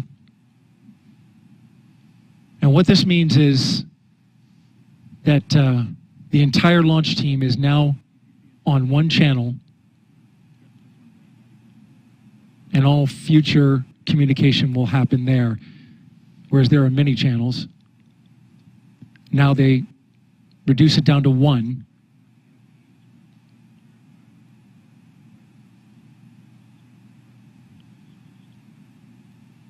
Just heard from NASA test director Carlos Monge. I'm sorry, Jeff Spaulding. Jeff Spaulding's on. They swapped out. There are currently no constraints to launch.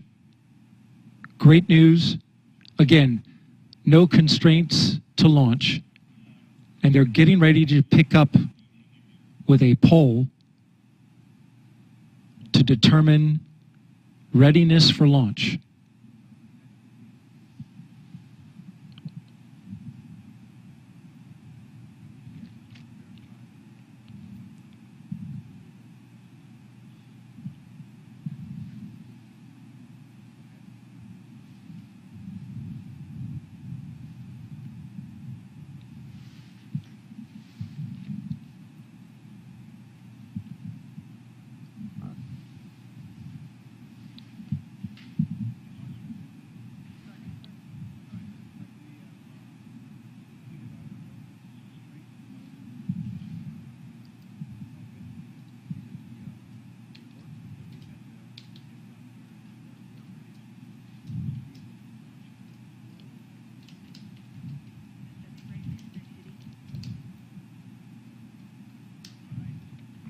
Okay, NASA Test Director Jeff Spaulding getting ready to conduct the readiness poll, so we are getting close.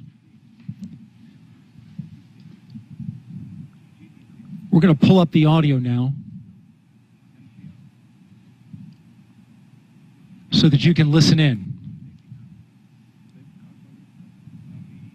LPs go. And rock. Rockets go. All right, copy all. And Launch Director NTD, our launch team is ready to proceed at this time. I copy all NTD. At this time, I will proceed with my poll. And attention on 232, this is the Launch Director performing the final poll for launch. Verify no constraints and go for launch. EGS Program Chief Engineer. EGS Program Chief Engineer verifies that the EGS, SLS, and Orion Program Chief Engineers have no constraints and are go for launch. Copy, Greg. Thank you. EGS Chief Safety Officer. The EGS CSO verifies the SLS, Orion, and EGS CSOs have no constraints and are go for launch. Copy, John. Thank you. Range weather. Weather has no constraints and weather is go for launch. Copy, LWO. And Mission Manager.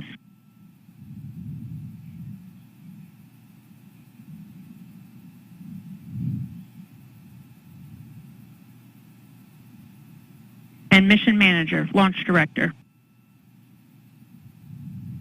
Launch Director, Mission Manager on 232. The mission management team has been polled. You have a go to proceed with terminal count and launch of Artemis 1. I copy all. Thank you. And NTD, Launch Director. Go ahead, Launch Director. Yes, sir. On behalf of all the men and women across our great nation who have worked to bring this hardware together to make this day possible, and for the Artemis generation, this is for you. At this time, I give you a go to resume count and launch Artemis 1. Copy, Launch Director, and thank you. All right, we do have a couple of steps to configure, and then we will be ready to resume the clock. CVSE, NTD. CVSE here. Initiate recording of Orion cameras at this time. In work. NTD. RSR here. Perform the booster ignition SNA arm rotation enable. NDT, RSR, booster ignition SNA arm and rotation enable is complete. And I copy. Thank you. Okay, so there you heard the poll from Launch Director.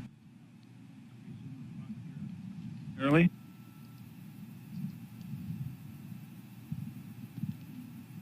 Getting ready to get that new T0 time.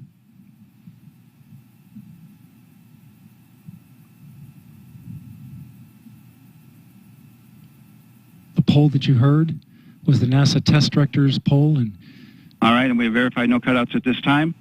And all personnel, we are going to resume the clock. GLS, you can resume the clock on your mark. GLS copies. Countdown clock will resume on my mark.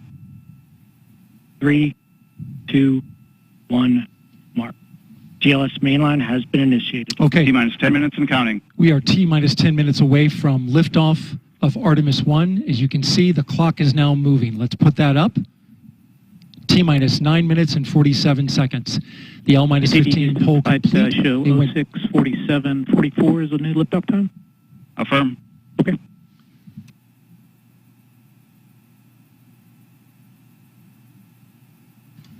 Oh, 1:47:44, 1:47 a.m. Eastern Time and 44 seconds.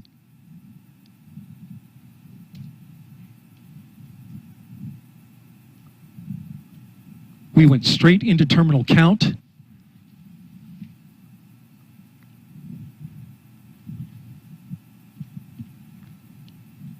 Liftoff now 9 minutes away. So terminal count. Control has been given over to the GLS, the ground launch sequencer, a computer and software that is doing all of the commanding and monitoring of the Space Launch System.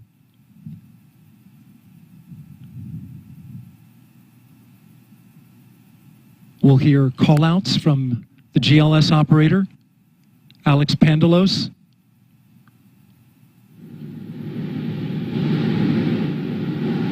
as well as NASA Test Director Jeff Spaulding.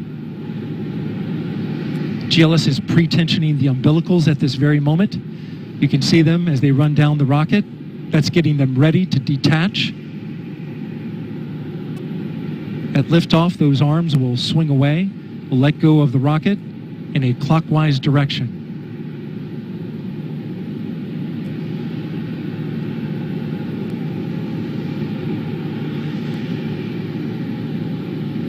T-minus 8 minutes and counting. The GLS is performing up to 100 commands per second, including configuring ground systems for power transfer to the rocket. GLS is turning on cameras, recording video inside and outside the crew module to collect data for engineers. Purging the aft skirt booster with high-flow nitrogen. Clear out any hydrogen gas that may be there.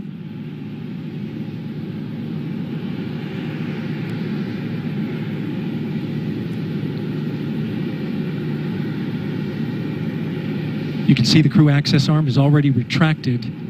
When there is crew during Artemis 2, it would happen at T-minus 6 minutes.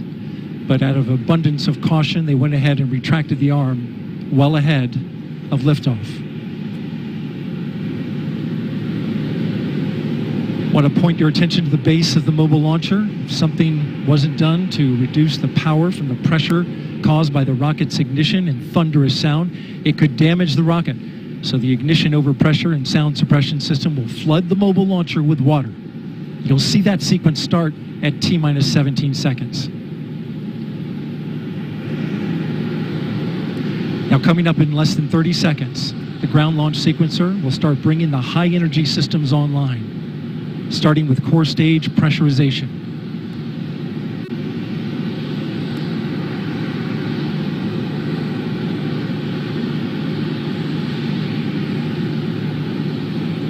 Firing room 1 is completely silent as they listen for the next call. GLS is go for core stage tank pressurization.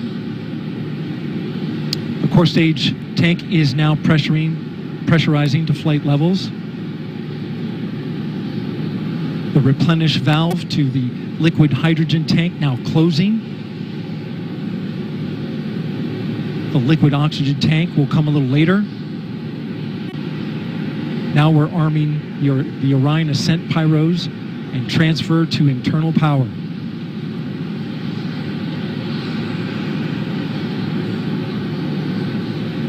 The launch abort system, or LAS jettison motor, is now armed. On this flight, the abort motor is inactive because there is no crew on board. Up next is the flight termination system, or FTS, which gives the Space Force the ability to destruct the rocket if it goes in the wrong direction. Let's listen in for that.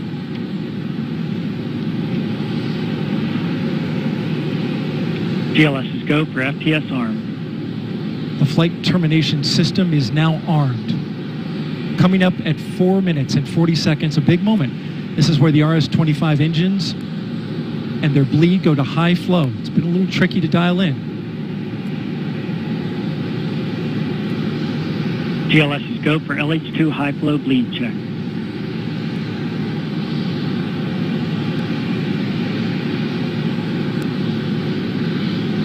Good word, we've passed that. The cryo team got the LH2 engine bleed pressure loop dialed in. They are now at the right temperature for launch. Countdown continues. T-minus 4 minutes, 15 seconds. Up next, GLS fires up the CAPUs. Those are high-speed turbines which provide pressure to hydraulic pumps that steer the RS-25s. Stands for Core Stage Auxiliary Power Unit Start. GLS is go for core stage APU start.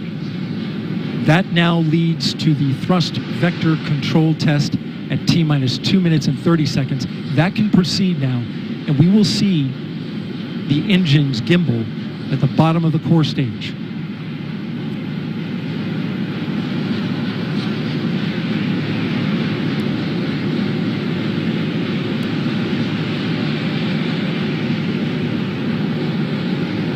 T-minus 3 minutes and 10 seconds, you will hear the go for purge sequence 4. That's a helium purge of the 4 core stage engines downstream of the propellant valve, getting the air and moisture out.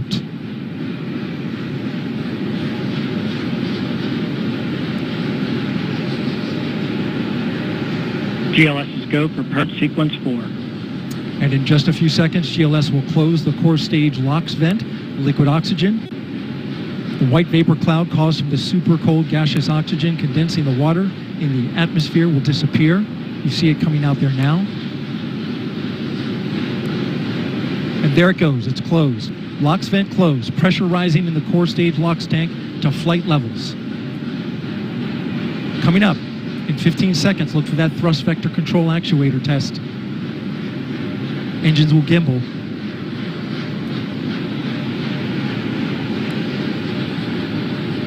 And there they go. The 4 core stage RS-25 engines gimbaling around, testing the ability to steer the rocket into space. They will operate at 109% performance. Each RS-25 throwing down 500,000 pounds of thrust.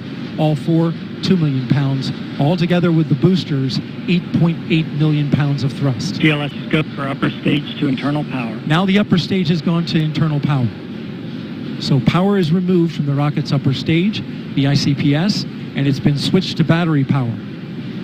The same milestone is coming up for the core stage at T-minus 1 minute and 30 seconds.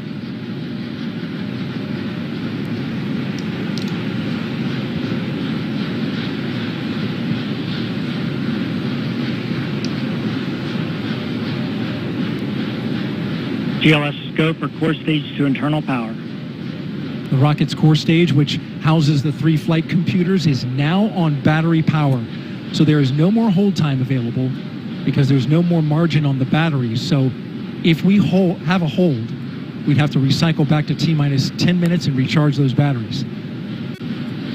The count continues. A note now, shortly after liftoff.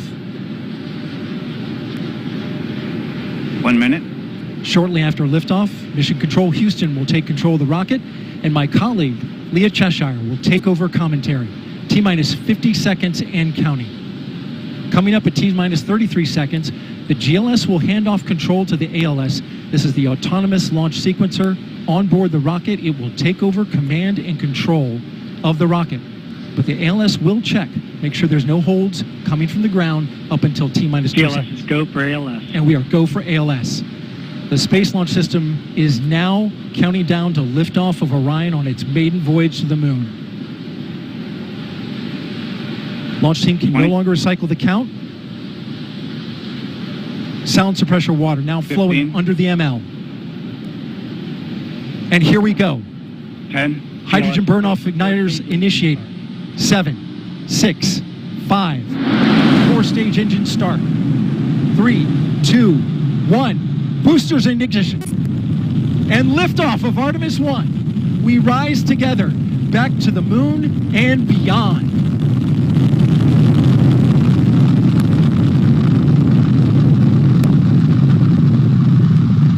All 4 RS-25 engines on the core stage and 2 solid rocket boosters now propelling the vehicle at 128 miles per hour. Hearing good control on the roll from teams in Mission Control Houston. All good calls so far. Now 30 seconds into the flight of Artemis 1. First milestone will be for the vehicle to pass through max Q at about 1 minute and 9 seconds into launch. This is the greatest period of atmospheric force on the rocket.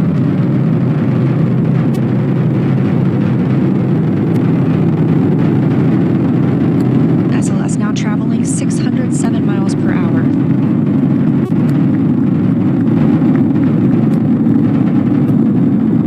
You're looking at 8.8 million pounds of maximum thrust. Quiet here in the loops of Mission Control.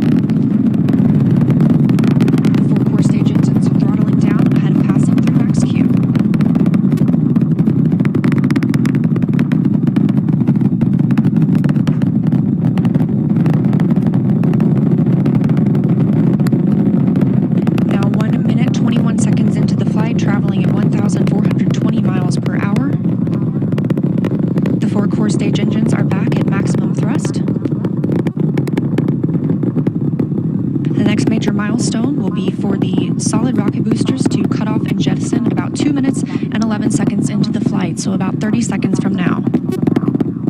Again, quiet here in Mission Control Houston as teams continue monitoring the flight of Artemis 1. We're now 16 miles downrange from the launch pad at Kennedy Space Center, traveling over 2,800 miles per hour.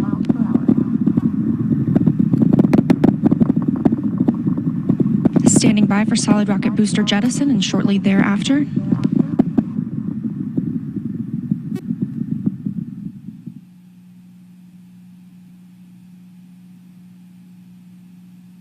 Confirmation that the solid rocket boosters have separated these 177-foot boosters. Now the core stage continues to power the flight of Orion, all four RS-25 engines firing, traveling over 3,400 miles per hour, 46 miles downrange. 2 minutes and 36 seconds into the flight. Hearing nominal calls here in Mission Control Houston. We've still got 4 good engines on the core stage. Next up, we'll be looking for the service module fairing to separate. This is 3 15 by 15-foot fairing panels, providing structural support, protecting the service module. Those will separate at about 3 minutes and 11 seconds into flight, and very shortly thereafter will be followed by the launch abort system separation. Just over 3 minutes into the flight of Artemis 1, now traveling over 4,060 miles per hour, 83 miles downrange. We just had confirmation that the service module fairing has separated.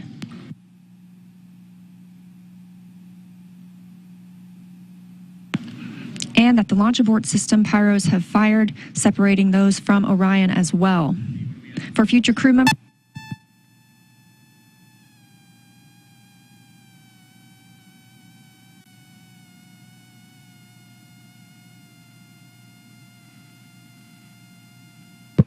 we just heard the call for 3 engine press, meaning if SLS were to lose an engine at this point in the mission, we could still achieve a nominal mission. We would just have an extended main engine cutoff time. However, we still have 4 good engines, all at maximum thrust right now, powering the first flight of Artemis at 5,200 miles per hour, 148 miles downrange.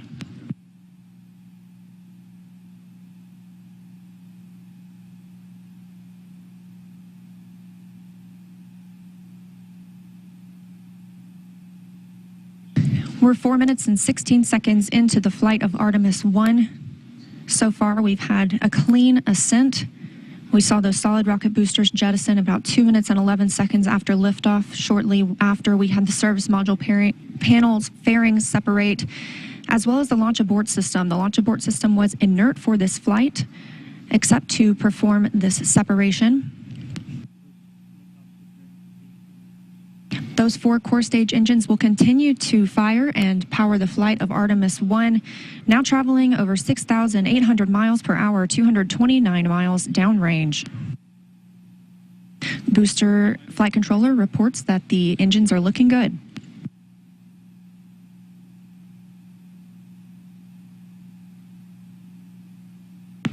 Our core stage main engine cutoff time is about 8 minutes and 3 seconds. We are now at 5 minutes and 11 seconds into the flight, 7,656 miles per hour.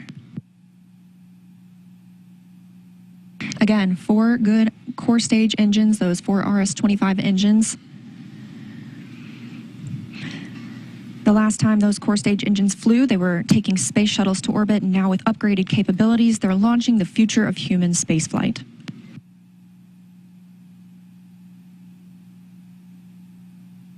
5 minutes, 42 seconds into the mission. We are now traveling 8,800 miles per hour, 345 miles downrange from the launch pad at Kennedy Space Center.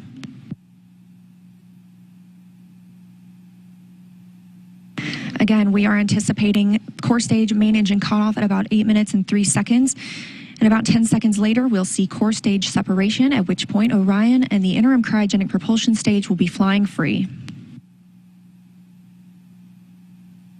Now traveling over 10,000 miles per hour, 6 minutes and 15 seconds into the flight of Artemis 1, 427 miles downrange. Quiet here on the loops in Mission Control Houston. Teams continue to monitor this first flight.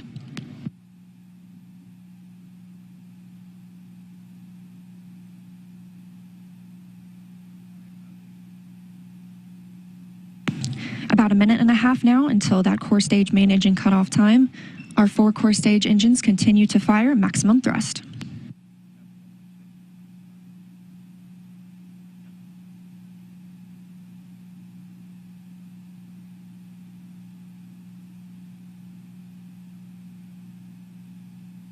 Coming up on 7 minutes since launch today, now traveling over 12,800 miles per hour, 563 miles downrange. Again, still quiet here in Mission Control, Houston.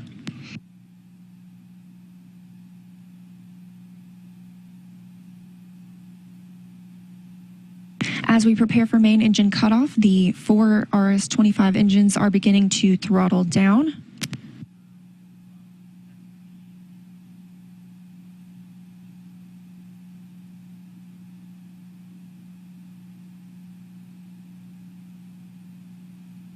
"30 seconds now until core stage main engine cutoff. All 4 engines continue to throttle down.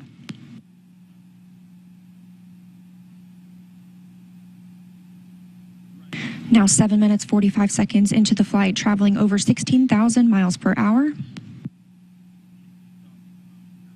Continuing to hear good calls here in Mission Control, Houston. We're standing by for core stage main engine cutoff.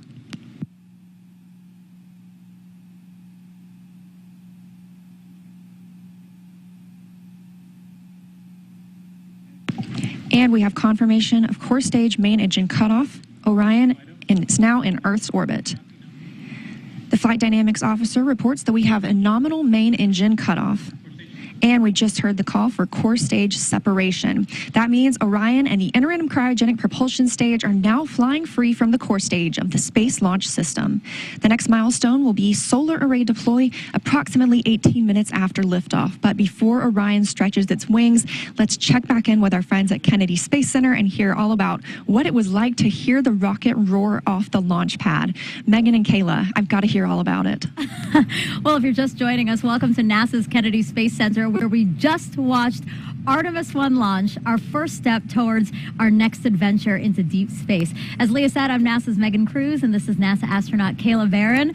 And I'm kind of still giddy and speechless. I don't even know how to explain how I'm feeling right now. I feel the same way. This is the first launch that I've been able to watch in person.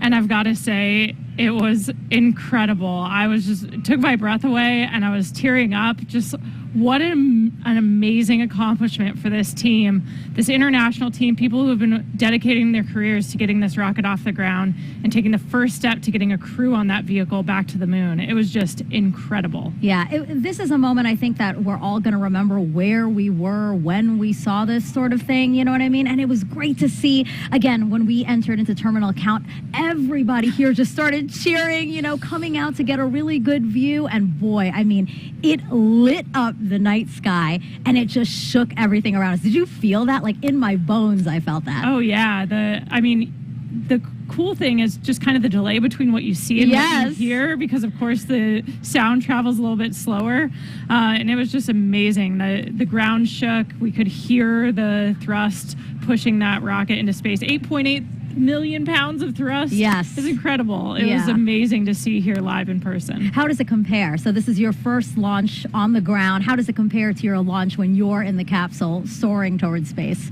I mean, equally emotional, I think. Yeah. We train for everything, and so when we're in that capsule waiting for launch, we're just running our procedures. You could almost trick us and say that we were in the simulator and it wasn't real. But like in that moment of liftoff, when the thrust builds underneath you, like we saw it today, it's just hard not to be overwhelmed by the emotional experience, the excitement, the joy of that moment. It's incredible. Yeah, I think we can't say it enough. This team really deserved this moment. They've been working so hard for this moment. When I heard that we got into terminal count, it was, I felt a sense of relief and excitement for them that I think everybody here did. We really wanted them to succeed. We really wanted to see the launch today. And wow, I will never forget this. Me neither. It was an incredible experience to be here and see that happen. Yeah. Was there anything that was particularly surprising to you? Again, this is your first launch. What were you expecting?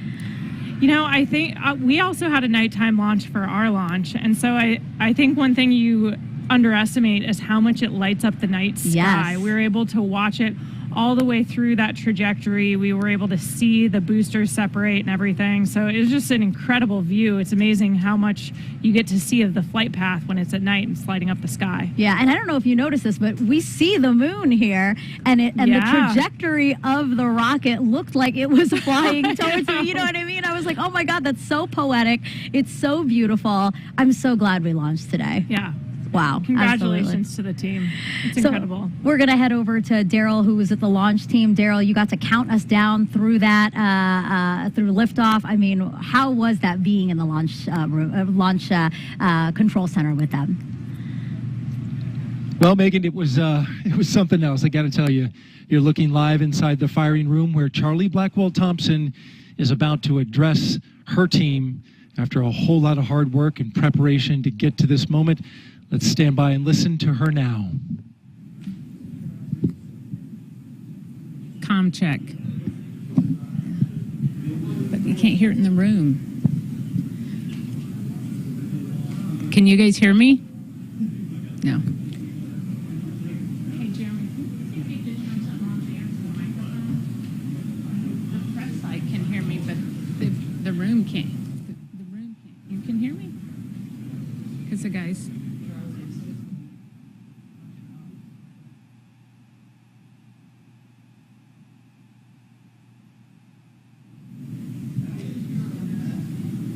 I don't know what he's telling me to do.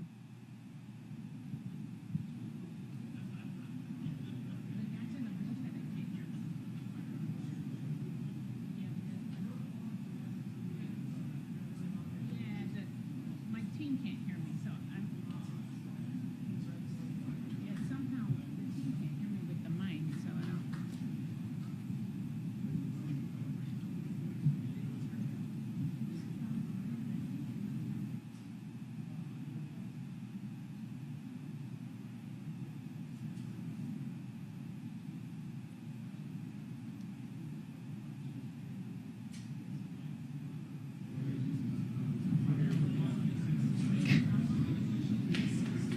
He's here.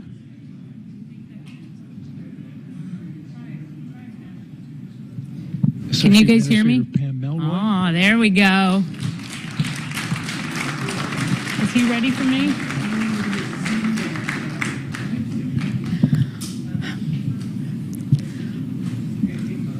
Well, for once, I might be speechless.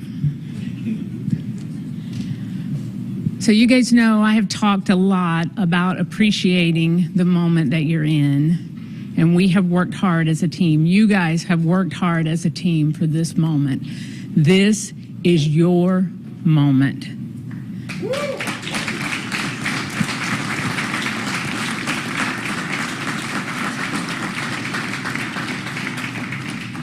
It is not by chance that you are here today. So I want you to look around at this team and know that you have earned it. You have earned your place in the room. You have earned this moment. You have earned your place in history. You were part of a first.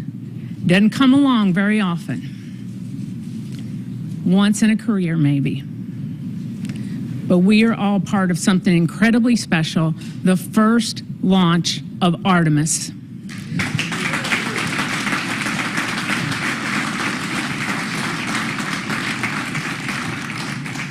The first step in returning our country to the moon and on to Mars.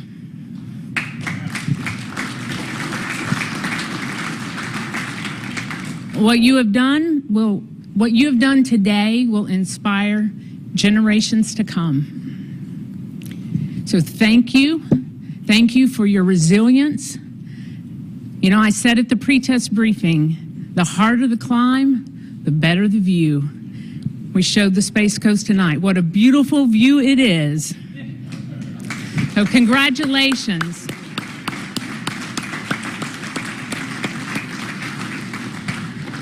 So we got a couple of traditions here in launch control. And the first one is when you're in the position for the first time, you get a tie cutting.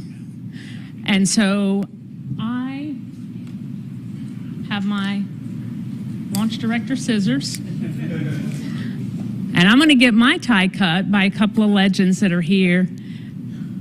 And then anyone who wants their tie cut will be making the rounds in the firing room. You got your console chiefs. If they want to do it, that's fine. If you want me to do it, you might have to wait a little while, but I'll stay all night if I have to. It'll be my pleasure to cut ties.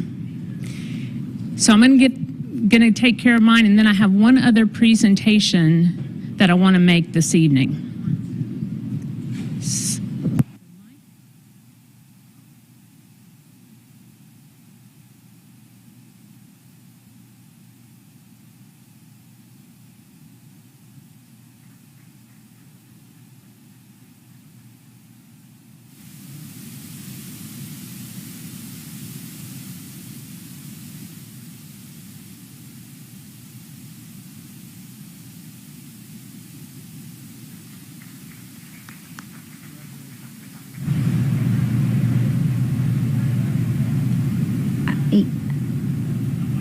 This is Charlie Blackwell Thompson, Artemis 1 launch director. She just got her tie cut. That is a tradition here at NASA. We just got to hear her talk to the team, and one thing that really stuck out to me that she said is that they've really earned their place in history. We're coming up on solar array deploy. Let's go on to Leah. Thanks, Megan. And yes, we're here in Mission Control Houston, still monitoring the Artemis 1 mission and the first flight of Orion atop the Space Launch System. So far, we saw successful liftoff at 1:47 a.m. Eastern Time, all the way through separation from the core stage. We now have Orion and the interim cryogenic propulsion stage flying free. And we've just heard that we have initiated solar array deploy. So we are turning our focus to that. The spacecraft was running on battery power, but stretching these wings will allow it to stop relying on those batteries and significantly extend the time it can stay in space. So solar array deploy takes about 12 minutes. We have 4 solar arrays that we need to deploy and latch. These will provide power to the spacecraft on its journey to distant retrograde orbit and all the way back to Earth. Once these are properly configured, again, Orion will no longer need to rely solely on battery power. And we expect this to be done about 30 minutes after liftoff. Right now, we're 19 minutes since liftoff today. Orion is now traveling 17,175 miles per hour. We're continuing to hear good calls here in Mission Control Houston from the flight controllers monitoring the mission. A little bit about these solar arrays as we wait. Again, we heard the call that the deploy has been initiated. We'll hear a little bit more about that once they start to unfold. These 4 solar arrays generate 11 kilowatts of power, which is enough electricity to power 2 3-bedroom houses, and they have a wingspan of 63 feet. Just one of these 6.5 by 6.5 foot panels has 1,250 solar cells. So you're looking at a total of 15,000 solar cells. Now, we just heard the call that all 4 solar arrays have been released. So we initially heard the initiation call. That command had been sent. Now those 4 solar arrays are released. Again, this is about a 12-minute process. These solar arrays will deploy straight, and you're getting a live view right now. This is really exciting. They'll eventually be swept back against the vehicle prior to translunar injection burn to prevent any loads from breaking or damaging the arrays. And on the end of each solar array is a camera that will capture imagery for us throughout the mission, along with a few other cameras placed outside and inside the spacecraft to help us monitor and perform various other inspections. Of course, if you recall the Apollo capsule design, there were no solar arrays. We had fuel cells instead. So this design with arrays gives us the opportunity to stay in orbit longer since we practically have no limit to the energy available for use from the sun. Coming up on 21 minutes since liftoff. Orion is attached to the interim cryogenic propulsion stage. You can see those 4 solar arrays unfolding now. And again, Artemis 1 is a flight test. It's paving the way for a sustainable presence at the moon.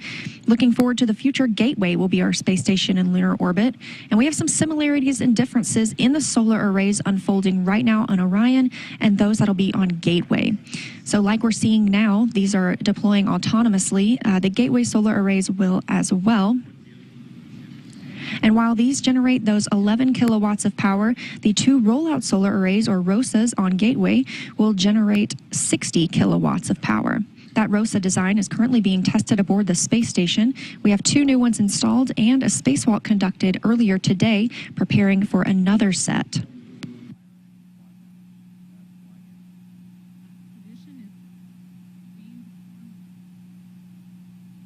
Coming up on 22 minutes since liftoff today, Orion and the interim cryogenic propulsion stage traveling over 16,800 miles per hour. The solar arrays deploying now are part of the European Service Module. It's comprised of 20,000 parts and components. The Service Module was developed as part of an agreement between NASA and the European Space Agency, or ESA. This is the first time NASA is using a European-built system as a critical element to power an American spacecraft.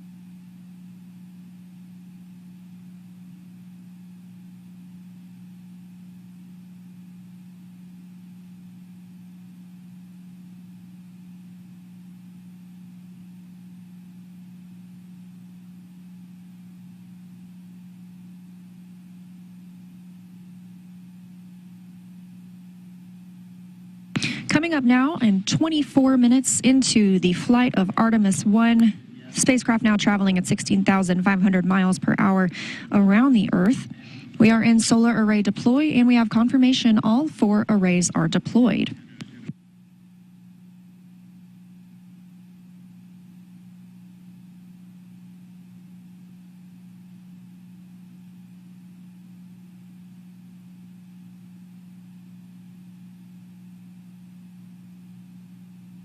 Coming up in a little less than 30 minutes is the perigee raise maneuver.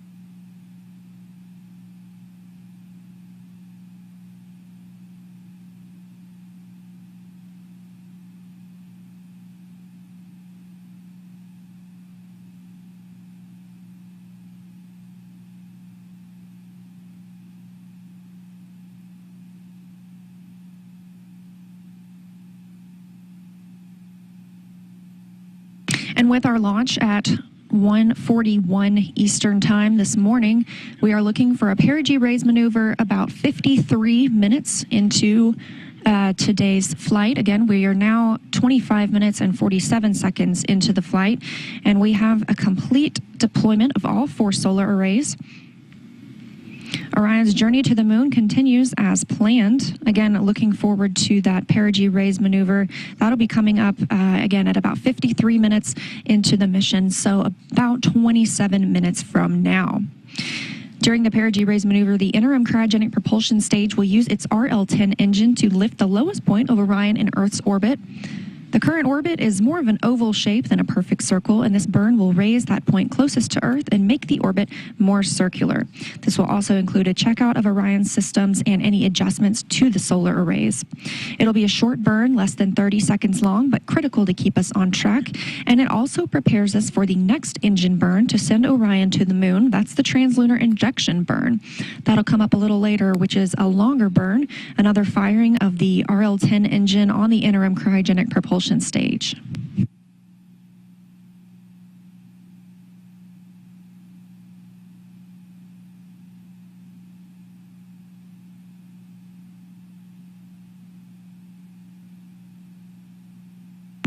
We caught a glimpse there of those solar arrays, and with all 4 solar arrays properly deployed, Orion's journey to the moon continues, and we've got more operational updates coming up shortly, but for now, I'm going to toss it back to Megan and Kayla at Kennedy.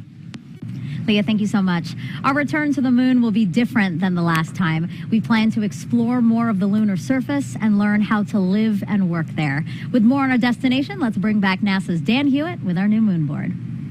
Hey, thanks, Megan. I got to be honest, we ran outside to catch it. I'm still shaking a little bit. That never gets old. That is always one of the coolest things you'll ever see in your entire life.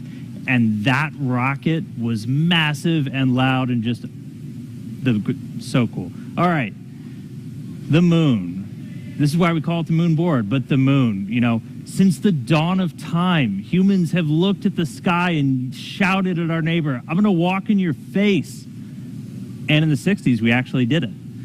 6 times, starting with Neil Armstrong, Buzz Aldrin, Apollo 11, 1969, followed by 5 more successive landings, each time delivering 2 human beings to the surface of the moon. Our last one was Apollo 17, and that was in 1972, Gene Cernan and Harrison Smith stepping off for the last time. Now, we have not sent humans back since then, but they accomplished a lot under Apollo. Lots of technological advancements, deployed science instruments, brought back hundreds of pounds of lunar rocks and regolith, teaching us about the moon and also about our place in the solar system. The moon is fascinating because it doesn't have a lot of the geological processes we have here on Earth. You don't have erosion, you don't have wind and water wearing down rocks, you don't have plate tectonics that are constantly recycling the crust. And so everything out there is really old. In fact, one of the rocks brought back on Apollo 15, called the Genesis rock, was dated to be 4 billion years old. So from the primordial beginnings of our solar system. But as Kayla said a little bit earlier, those missions were measured in days, their spacewalks in just hours. With Artemis, we're looking to go and we're looking to stay. And we're not looking around the equator like under Apollo. We're looking at the lunar South Pole. Now, why? So we haven't sent people since the 70s to the moon, but we haven't stopped studying it. We've had orbiters like the Lunar Reconnaissance Orbiter, which has literally just been flying loops around the moon, taking high-resolution images of the surface, so high resolution that you can look them up. They have images of all the different Apollo landing sites, and you can actually see the footprints, the paths they left in the lunar regolith of those sites. We had a mission called L-Cross, which slammed a probe into a crater on the moon, sending out material, some of which potentially hadn't seen direct sunlight for billions of years, and then analyzing what shot out. And through missions like that and others, we've been able to find that there is water ice trapped in those permanently shadowed areas on the moon. A lot of them center around that South Pole. We have already identified 13 potential landing sites for the Artemis 3 mission. And these are where we're going to send our astronauts around the lunar South Pole to access that water ice. Now, why water? Why are we caring about water? Well, it serves a lot of purposes. Obviously, for humans, you need that to breathe. You can split water apart, get oxygen for breathing gas for an atmosphere. If you have a lunar base, you can split it into oxygen and hydrogen. That's rocket fuel. We just launched the most powerful rocket in history using those constituent parts.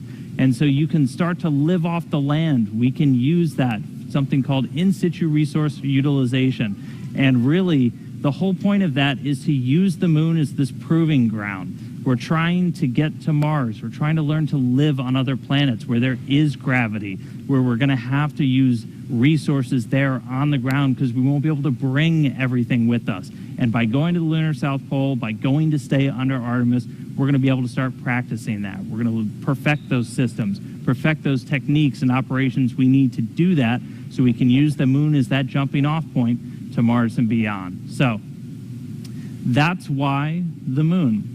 We're going to see Orion fly around it for the very first time in just a couple of days. That launch was spectacular. I'm still way too excited, but can't wait to see some shots of the moon from up close from Orion. So I'll send it back over to you, Megan.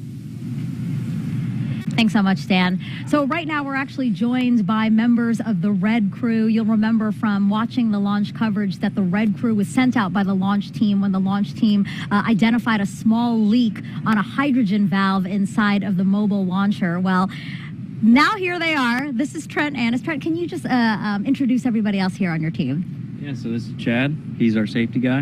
And behind me is Billy. And he's the experienced hydrogen tech out here. And the three of you guys really, I would say, saved the day today. I mean, really, you guys had to go in there to what's called the blast danger zone. You guys are specially trained to be able to do operations on the pad while cryo is loading. Talk to us about getting that call, being told, hey, you guys need to go in there. And it was the first time for all three of you. Yeah, all I could say is we were very excited. I was ready to get up there and go. Really? How were you guys feeling? Very, very comfortable, very confident in the test team and the procedures and our training. We did a great job. Walk us. Oh, sorry. Go ahead. How gratifying it must be for you guys because you train for this eventuality, but don't always get to do it. Billy was saying that he's been a Red Crew team member for 37 years, and this is the first time he's been called to go into the blast danger zone. So I know for us, when we're training for all of these eventualities, whether it's a spacewalk or robotics operations, you really want to put that training into practice. How do you guys feel like it went today? Amazing. I still can't believe it. It's surreal to me. It's just insane. Yeah, kind of walk us through what you were thinking. So you get there and what? Is it just like game time and you're really focused, or, you know, how are you feeling? Yeah, I'd say we were very focused on what was happening up there, just making sure we knew what was happening. Because the rocket's, you know, it's alive, it's creaking, it's making venting noises, it's pretty scary. So on zero deck, my heart was pumping. Mm-hmm. My nerves were going, but yeah, we showed up today. I think as soon as we walked up those stairs, we were ready to rock and roll. And they were telling us a bit about it while you were working on it. You guys were actually just torquing down the valve to prevent or reduce the leak rate or stop the leak. Is that right? That's right. Just the packing gland. It was a little loose, so went up there and tightened her up. You're probably still like in this, oh my gosh moment, like all of us are. You know, has it actually hit you, like the role you played today in making Artemis 1 launch? You know, I still can't believe it. Like, it's, like I said, it's surreal and just amazing. I don't know about you guys, but... They're nodding along behind you, for sure. Anything you want to say to the launch team? Again, this is a big day for the launch team, for you guys, NASA, but really the whole world. I mean, this is a historic launch that I think we'll all remember. Really. You know, we had a lot of people here helping us out, a lot of teams, firing room. I'm sure that was hectic. And, you know, NASA, Boeing, all the other companies did a great job, and we're glad to be part of it. One thing I always like to say is spaceflight is a team sport, and I think you guys perfectly demonstrated that today, right? Like, none of us could accomplish this on our own. It takes a really complex team. Nobody can be an expert in all of the systems, all the technology, all the workarounds we might have to do to get a rocket off the pad. So thank you for the role you played in that team today. It's awesome. Thank you. Yeah, thank you so much, guys. I appreciate you coming by to talk with us. All right, it's now been about 35 minutes since liftoff of Artemis 1. Orion and ICPS are now free flying, so let's head back to Leah again to talk about how the journey is going so far. Thanks, Megan. And it has been a pretty smooth ride so far. And we are now, again, like you mentioned, coming up on 36 minutes since launch. That puts us about 17 minutes into the until the perigee raise maneuver. That's going to be the maneuver that lifts the lowest point of Orion's orbit around the Earth and puts us where we need to be ahead of the translunar injection burn. The translunar injection burn is that really long burn that we're going to need to send us on to the moon. So we've been treated to some exciting views from the spacecraft today, including, and we hope to see some from inside the cabin, but we expect to continue receiving photo updates throughout the mission. It takes a team, though, to bring the imagery of Orion down to Earth. So let's meet them. The imagery that we're collecting on Artemis 1 and the mission itself is preparing to carry humans to the moon. The Orion Imager team is going to be monitoring every aspect of visual spacecraft performance for the entire duration of the mission. The first time that we're going to be live streaming digital video from its spacecraft back down to the Earth from the vicinity of the moon. That's never been done before.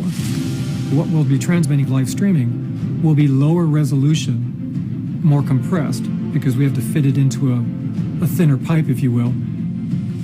Every one of these cameras is in its position where it is and it's configured the way it is for a very specific reason. We're going to be monitoring anything that we can see with the cameras for spacecraft performance. The imager teams at NASA are composed of dozens and dozens of very highly trained, very specialized people, engineers, technicians, analysts.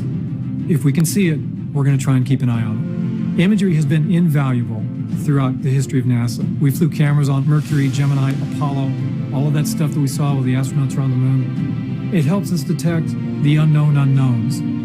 It allows us to see things that we didn't anticipate happening before. So when we do fly people on Artemis 2, we can have a high confidence that everything is working the way it should.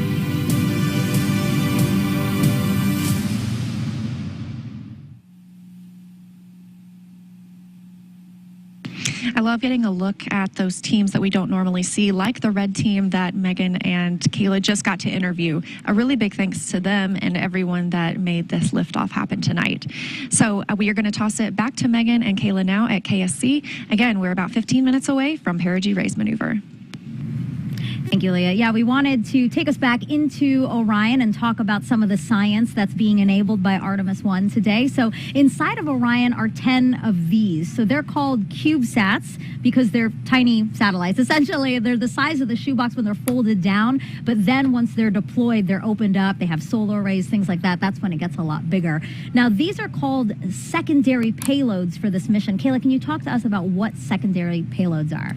Yeah, it just really means that it's not a primary objective of the mission. We're not relying on the success of these CubeSats for overall mission success. It's kind of a bonus payload, right? A chance to deploy these satellites that have different sensors on them and collect some awesome data to support other research objectives. Yeah, and I know battery life was a concern for some of them, but all 10 were deployed, and scientists, I'm sure, are eager to see what kind of information that hopefully they'll be able to get. And they're just some of several research projects on this flight that will help gather data about the moon and more. Artemis 1 is paving the way for us to explore deeper and deeper into space. I think Artemis 1 is significant on so many levels. It is a new frontier to do science. So the primary objective is to test the Orion spacecraft integrated with the Space Launch System. And it is designed to carry out the boldest of the bold missions. But it's more than just learning how to travel in space. We're taking a lot of cool science along with us on this first mission to the moon. So as NASA plans to go back to the surface of the moon and then onto Mars, we want to spend more time there, and that's riskier business. So the more we learn about the moon itself and the environment where we'll be operating, the better we can prepare. We have 10 CubeSats we call secondary payloads, which are small scientific spacecraft of their own that will each be conducting their own scientific mission. All of these payloads in some form or fashion will help us going forward. They are going to be studying the moon. And they're going to help us understand what is the moon made out of, what types of rocks, what types of regolith, What types of ice? What's mixed in with water that might be present? One of them actually is going to attempt to land on the moon. They're going to be studying the sun. Understanding and studying the space environment or the space weather. Some different propulsion systems. These novel ideas will ultimately turn into the technology and the systems that we want to use going forward. There's a lot of cool things going on between all these CubeSats that make up our secondary payloads. Additionally, inside the Orion, we'll be flying an experiment to study space biology. Space biology is where we study the underlying changes that Earth-based biological systems undergo when they're in space. Or basically, how does life respond to the space environment? The level of ionizing radiation that you experience when you go beyond the Van Allen belt, so you go beyond the protective magnetic sphere that we have around us, you then get exposed to higher levels of ionizing radiation. So we are flying several space biology experiments. You will take a series of materials, plant seeds, fungi, the yeast cell, algae, and ride along the trip. And then when it comes home, we can analyze how they responded to that environment. This research will help us thrive in space. It will help us to go further and stay there longer. In addition to space biology, we'll be learning about how to make astronauts more effective in the Orion in the future. An example of that is something called the Callisto Technology Demonstration. Lockheed Martin built the Orion spacecraft for NASA, and we'll be flying a secondary payload that's a demonstration payload called Callisto. So we took the technology from Amazon for Alexa and the WebEx technology from Cisco, and so we built a digital assistant, if you will, the custom space-qualified Alexa. Alexa, how does the life support system work? Orion's life support system is the environmental control and life support system oracles. And so this payload is a demonstration mission to show how astronauts in the future could use this technology as an innovative user interface. So there you have it. I hope you agree with me. This is exciting. I am just over the moon excited for the Artemis 1 launch. The science we'll conduct on Artemis 1 lays the groundwork to ensure that we can safely conduct scientific activities at the moon with our astronauts going forward. This really is the stepping stone for us as we take that next giant leap in space exploration. So a lot of great science also happening on the International Space Station. I got to speak with astronauts Jessica Watkins and Samantha Cristoforetti while they were still on board about the research there that will benefit future Artemis missions. Jessica, Samantha, your primary job on the space station is to maintain the orbiting lab and conduct science experiments, more than 200 before Crew 4 returns home. Jessica, can you tell me about one of the experiments that will help return us to the moon with the Artemis program? We do a lot of experiments where we are looking into developing new technologies that will enable us to go further into the solar system. And one of those technologies was the AstroRad experiment. Radiation is one of the challenges that we face when we think about going further into the solar system. And so this vest is an option for providing the crew member with protection. And then one of the mannequins on Artemis 1 launching here later this month will also be wearing the vest. We'll get a sense for its effectiveness on board as well. Samantha, I know that you've been doing a lot of work to test how we would grow crops in space. What crops are you growing on Space Station right now, and what's unique about them? Indeed. Actually, right next to us as we are talking to you, we have a little space station vegetable garden. It's called X-Root, and in a few weeks it will be full of fully grown, hopefully tomatoes and carrot plants. I don't have much of a green thumb, I must confess, but when I harvested those plants and I could really breathe in all that smell, even if there is no soil, it still has that smell that you would associate on the ground with walking, through a vegetable garden after a rainy day, when there is that moisture in the air, and that was just so pleasant after such a long time living away from any kind of natural environment. It was very pleasant for me. If it makes you feel any better, I also do not have a green thumb.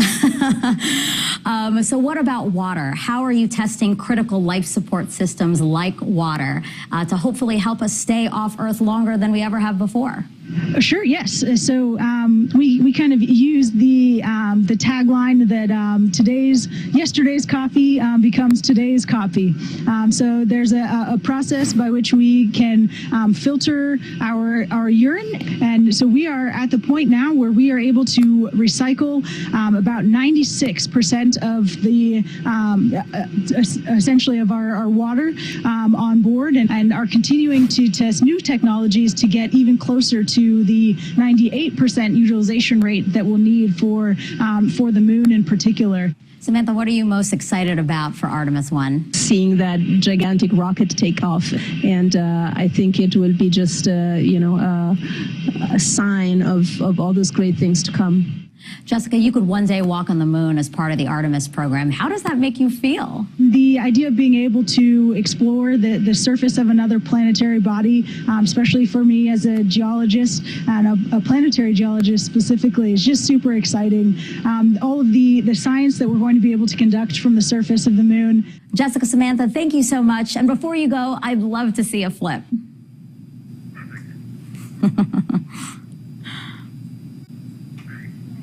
You laugh, I love it. And a double backflip at that. Now, Kayla, you, of course, lived and worked on the International Space Station as part of Crew 3. Do you enjoy, or did you enjoy doing all those science experiments while you were there? It's a lot of hard work. Yeah, it's incredible to be a part of every single experiment. It's an honor to play a small role in it.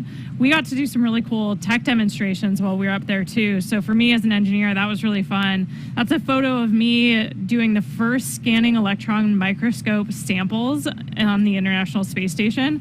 And it was cool for me because I worked with a scanning electron microscope in my graduate school research that took up it was as big as this desk. Oh. But seeing a miniaturized version of those that we have up there, and imagining how we could use it in a lunar or Martian laboratory to better analyze samples and decide what to bring home was really exciting. Yeah, and you touched on this earlier before, but I do think it's just so important to note again that you're doing science for scientists who've been working on their studies for decades, some of them. So to fulfill that, how does that make you feel? It's incredible. We're almost like their laboratory technicians for that little moment in time, but they've been working their entire life, sometimes decades, years, to get that science payload up there. And it's a really unique laboratory environment. The microgravity environment, the space environment, the radiation environment, like you heard talked about in those videos, provides an opportunity to do science that we just can't do here on Earth. Yeah, and to think that what we do on the International Space Station can fuel future Artemis missions, I think the fact that they go hand in hand is really cool. All right, so let's take some more social media questions. Social media is buzzing right now since we launched about 48 minutes ago. So why don't we take the first question, I think, again, from actor... Oh, no. Let's see. Kayla, how do you feel after launch?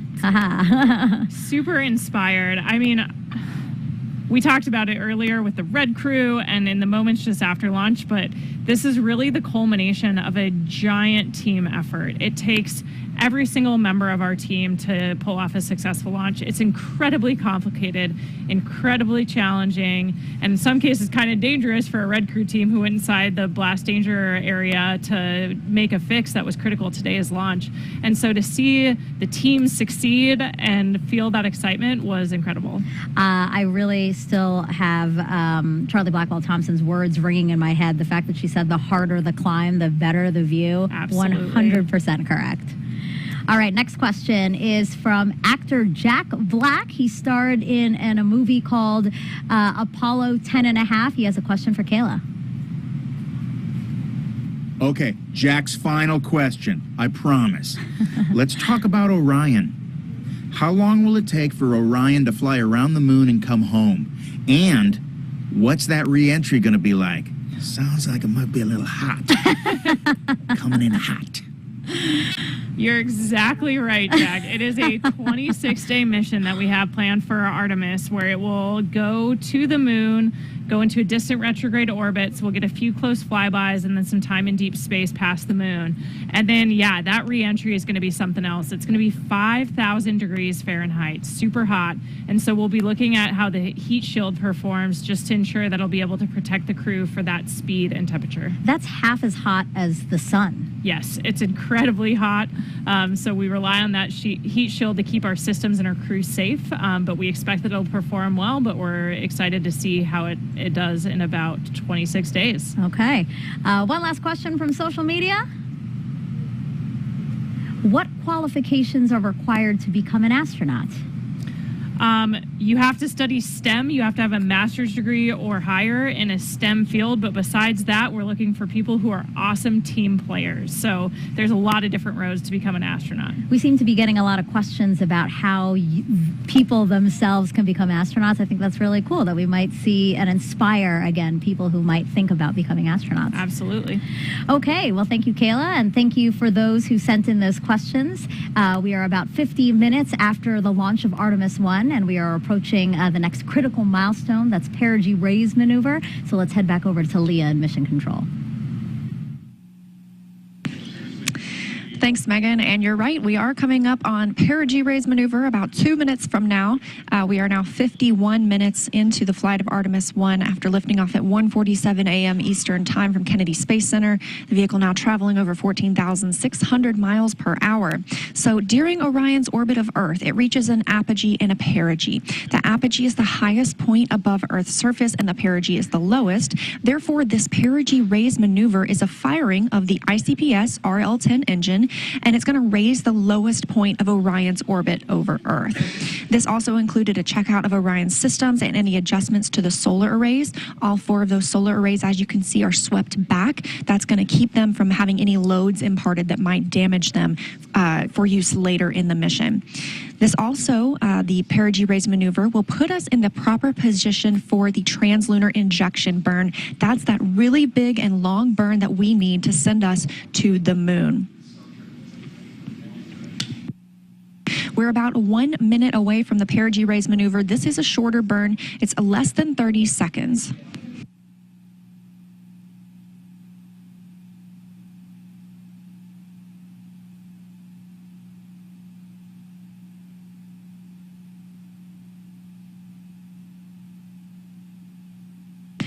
About 45 seconds until the perigee raise maneuver.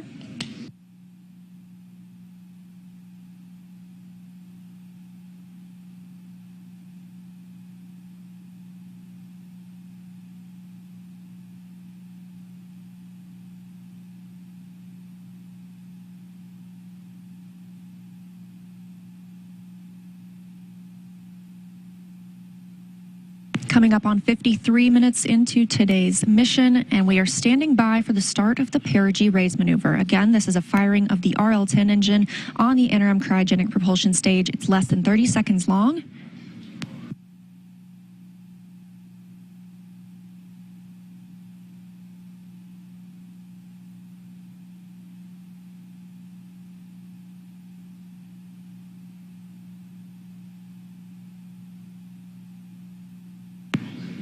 And we have confirmation of perigee raise maneuver ignition and full thrust. This is a live view from the spacecraft. Again, a really short burn. We're standing by for the cutoff.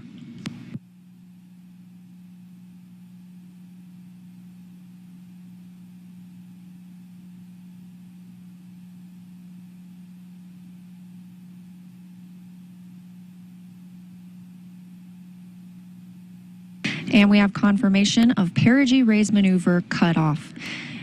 Flight Dynamics Officer reporting on the loops here at Mission Control Houston that it was a good burn.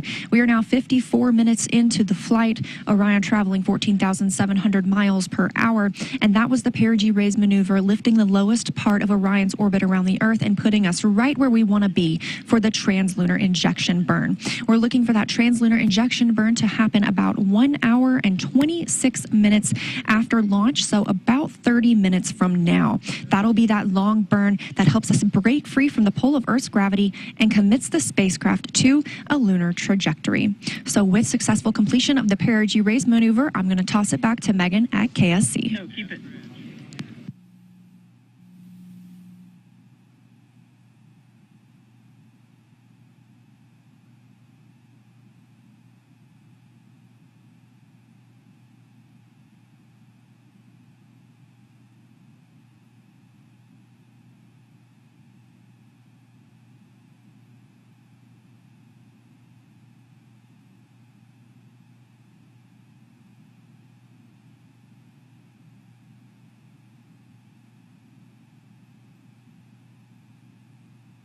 Test. I hope you didn't miss it, but if you did, we have a quick replay of the launch here. Sound suppressor water now flowing under the ML. And here we go. 10. Hydrogen burn-off igniters initiated. 7, 6, 5. 4-stage engine start. 3, 2, 1. Boosters in ignition. And liftoff of Artemis 1. We rise together back to the moon and beyond.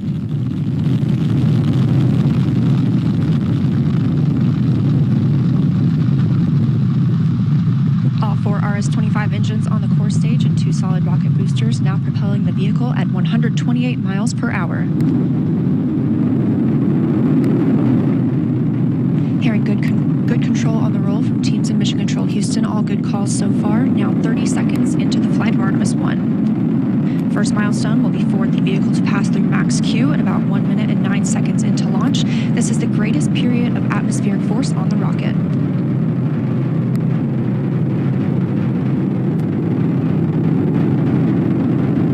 SLS now traveling 607 miles per hour.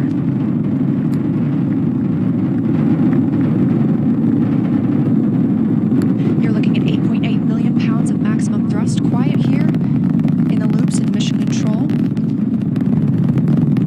The 4 core stage engines are throttling down ahead of passing through. Now to celebrate Artemis 1's successful liftoff is NASA Administrator Bill Nelson. Administrator, you got to share what you just told Kayla and I. You said that that was the biggest flame you've ever seen. That's the biggest flame I've ever seen. It's the most acoustical shock wave that I had ever experienced. We were out on the roof of the Launch Control Center, and I'm telling you, you definitely knew that there was some energy being expended over there. So what does it mean to you to be the leader of our organization for a historic launch like this? We've been talking about the team it takes to get this done. How does it feel to be at the helm of that ship? Well, I got to talk to the Launch Control Center team, and I said to them, you all are a part of a great legacy that has been many, many years coming, a lot of sweat and tears, and this legacy is now taking us as we explore the heavens. And it didn't end with Apollo 17, but this time we're going back and we're going to learn a lot of what we have to, and then we're going to Mars with humans. Why is it such a priority for the agency to land the first woman and first person of color on the moon through this Artemis program? Well, I think it's reflective of us. It's reflective of America.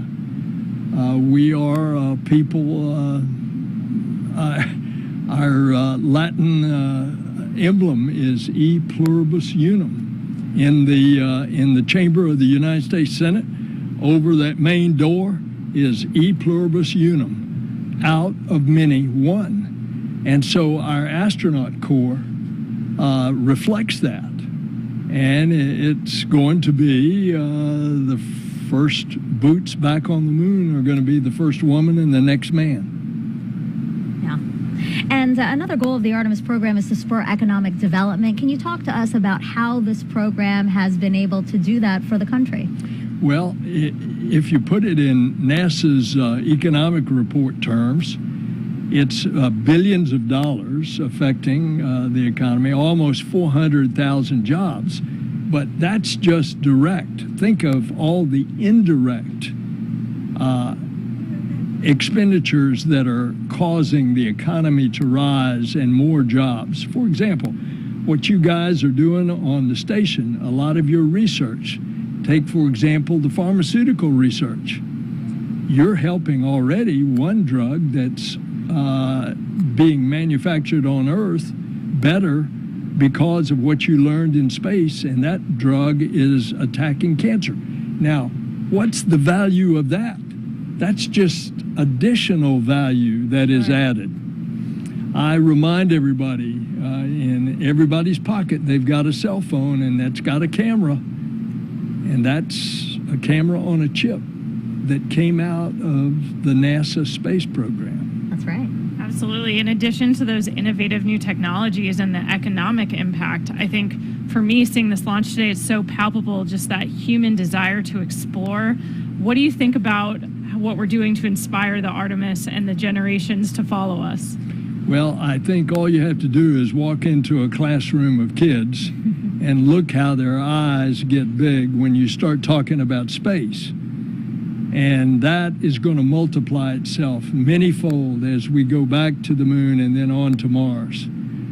It's also going to bring about a new generation of engineers and mathematicians and technologists and scientists, and all the benefits of that additional activity and education coming out of the Artemis generation. Look what that's going to do for our country and our economy, as well as for our international partners. And it's a great day. Couldn't have said it better myself. Administrator, thank you so much for joining us for this momentous occasion. As you said, this is the beginning of a new age in space exploration. Thank you so much. Thank you, ma'am. And Kayla, that's going to do it for us here at the host desk. Launch was just the first step in a nearly 26-day mission. Our colleagues in Houston will now continue the broadcast to bring you the next big milestone to the moon. From Kayla and me, have a great day, and go Artemis 1. Go Artemis.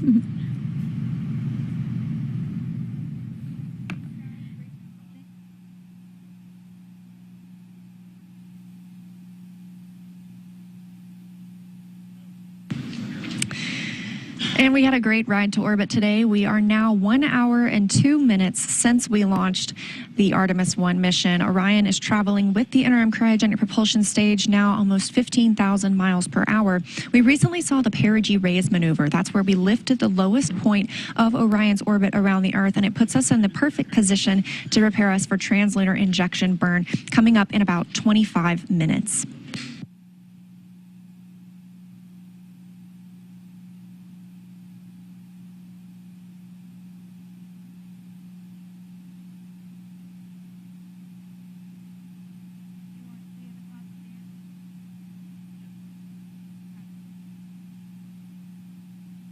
So again, we are looking forward to that translunar injection burn. That's what it's going to commit us to our journey to the moon. And to tell us a little bit more about the translunar injection burn, we've got Dan Hewitt standing by to show us on the moon board how it's all going to go down. Hey, thanks, Leah. Everybody, welcome back to the moon board. So translunar injection, this is the big one. Just a refresher, we're going to be using this, the interim cryogenic propulsion stage. This is what's taken over for all of our in-space propulsion maneuvers after that core stage and those boosters have since dropped away.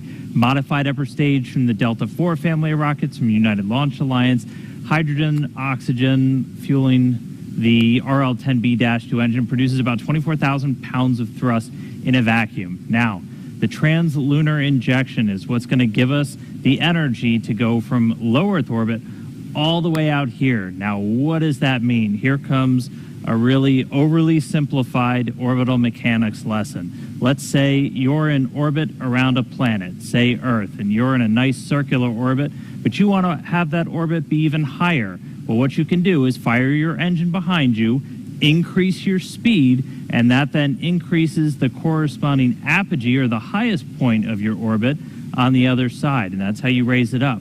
Well, if you wanted to make it into a nice circle, you could follow up and do another burn right here, and that would raise your perigee, or your lowest point, and then you're in a circular orbit around Earth. That's essentially called a Hohmann transfer. If you've ever followed our missions to the space station, that's what we're doing to kind of gradually raise our orbit until we get to the space station. But for this, we're talking about a lot more energy to get somewhere a lot farther away. So what we're essentially doing is we're going to be in this circular orbit around planet Earth, and we are going to be firing that engine with 24,000 pounds of thrust for about 18 minutes. And what that does is it doesn't just increase your apogee by a little, it increases it all the way out, and it's timed. So by the time Orion is hitting its apogee, the highest point of that orbit, the moon will have moved into position that you're entering into its sphere of influence. You're entering into that area where the lunar gravity is going to be able to capture you.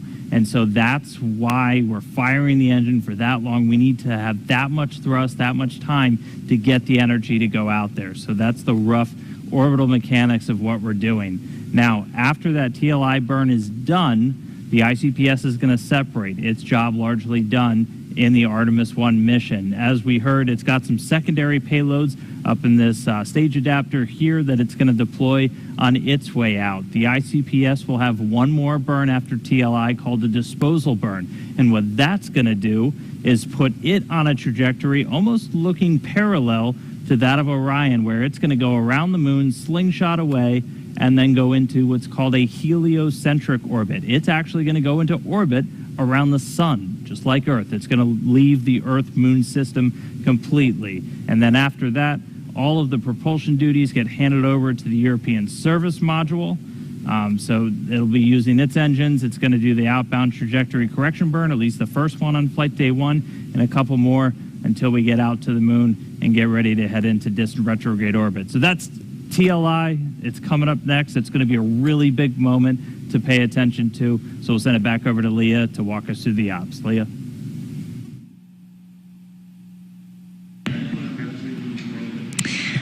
Thanks, Dan. We are 1 hour, 6 minutes, and 30 seconds into the flight of Artemis 1, now traveling over 15,200 miles per hour. Again, we've recently had the perigee raise maneuver, and in less than 20 minutes now, we'll be looking for the translunar injection burn that Dan just showcased that's going to send us to the moon. But our mission started off with an epic show from the Space Launch System.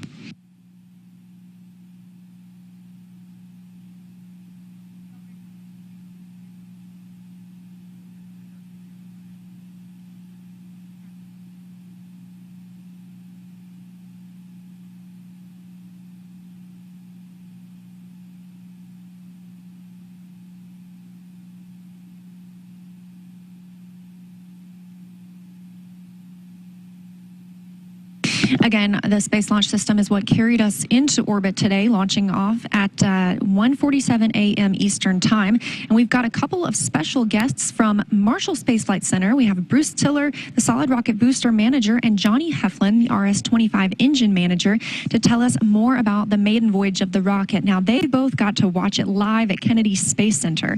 So a big hi to you, Bruce and Johnny. Thank you so much for joining us today. Thank you. Thank you for having us. Yes, pleasure to be here. And can you tell me a little bit about SLS performance today? Did it perform as you expected? Go ahead, Bruce. You want me to start? Go ahead. Sure. So I managed the booster part of the rocket, and the boosters were fantastic. They performed just as we expected. We got to see some of the data. Obviously, the team hadn't plotted it all, but the pressures looked great.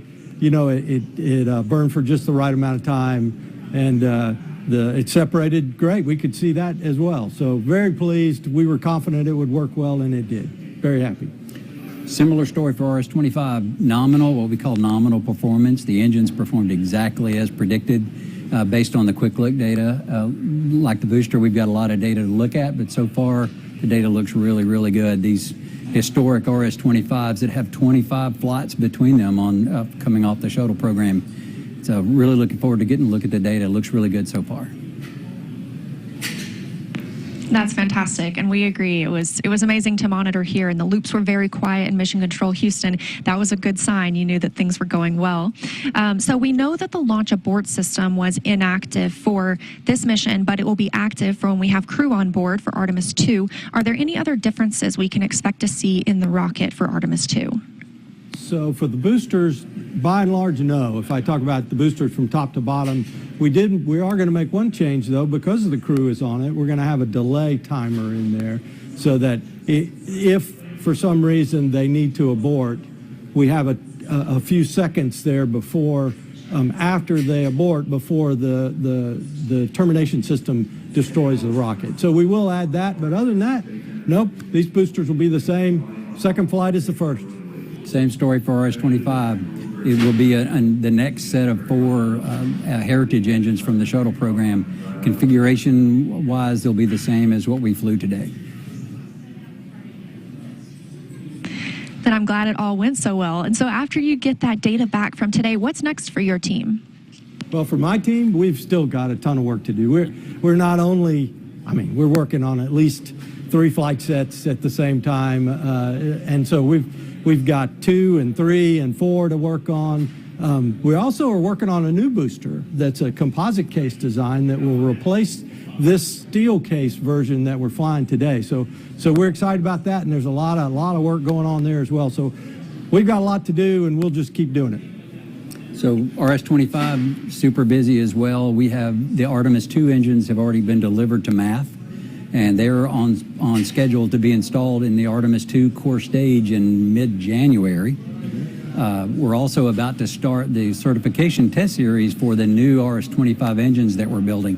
We have heritage engines for the first 4 flights. Beyond that, coming in on Artemis 5, we will fly what we call the RS-25 restart engines that have been redesigned to reduce cost and reestablish manufacturing for future flights. So we're really excited to get into that certification test series really soon as well. All right, well, thank you both so much again for joining us. I'm glad that you got to watch the launch, and a major congratulations to you and your teams for all of the effort that you've poured into this. Go Artemis. Great day. Great day. Thank you so much.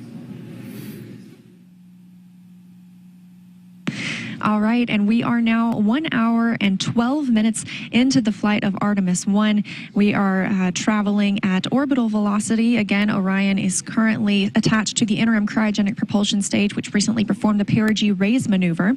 And we are standing by for translunar injection burn, now less than 15 minutes away. It's going to be about an 18-minute burn that will commit us to the moon. Part of the Artemis program's goal is to inspire the next generation of dreamers and explorers. So we want to show you what students are doing right now to bring the Artemis missions to life. NASA's Artemis mission will land the first woman and the first person of color on the moon. And today's students are the Artemis generation. If you're a student, you can design and build technologies that support the Artemis mission with NASA's Artemis Student Challenges. No matter your background or experience, you're invited to choose a challenge that interests you, whether it's rockets, robots, tools, software, vehicles, or other technologies. There's an exciting challenge for you. To find a mentor and build a team of students. Review the rules and requirements, and bring your ideas to life with NASA's Artemis Student Challenges. Visit stem.nasa.gov/Artemis and see how you can join one of NASA's mission-related student challenges.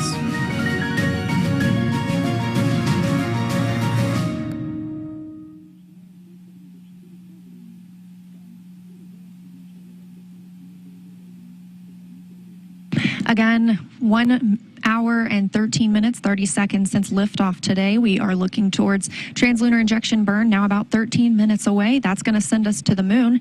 But did you know that you were invited to fly on the first Artemis mission too? Earlier this year, NASA asked the public to create a pass to virtually board Orion. Anyone who signed up got to include their name on a flash drive. I know my name is on there. And that flash drive is on Orion right now for its journey around the moon. It has more than 3.3 million names.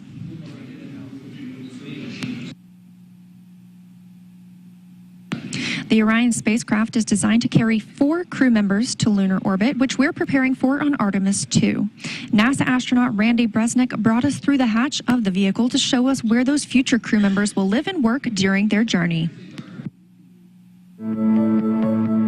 This is the Orion crew station, where the crew will be when they fly the vehicle. As you can see, the commander seat's on the left, the pilot seat is on the right.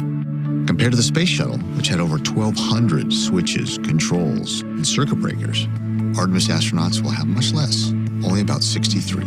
Inside, the crew of 4 can live and work for up to 21 days at a time, which is several days longer than the previous crewed Apollo missions to the moon. The interior is about 30% larger than those Apollo-era capsules to give more crew living and working space. Everything crew needs is packed right under the floor, thanks to the Orion stowage system. Under these panels is space for everything ranging from food, clothing, sleeping bags, to science and camera equipment, and even the tools necessary to perform repairs if required. On the upper part of the crew compartment, or what we call the overhead, is the docking compartment, a crucial component to future exploration. It allows crews to dock the Orion capsule to Gateway, NASA's next-generation lunar outpost. Once they dock, crews will have the ability to board the lunar landers also attached to the Gateway and then head down to the surface of the moon. Through these windows, the 4 crew members will have amazing front row seats of their journey to and from the moon. Do you remember Apollo 8 and Bill Anders' famous photo of Earthrise as they came around the moon and saw it for the first time? Imagine being one of those first crew members on Orion, having their own modern-day Earthrise, and knowing they are traveling farther from Earth than humans have ever traveled before. Thanks to thousands of people from across the country and around the world who have helped with the research, design, construction, testing, and more testing. My fellow astronauts and I know that whoever gets selected for future Artemis missions, they're going to have the journey of a lifetime on board the spectacular vehicle we call Orion.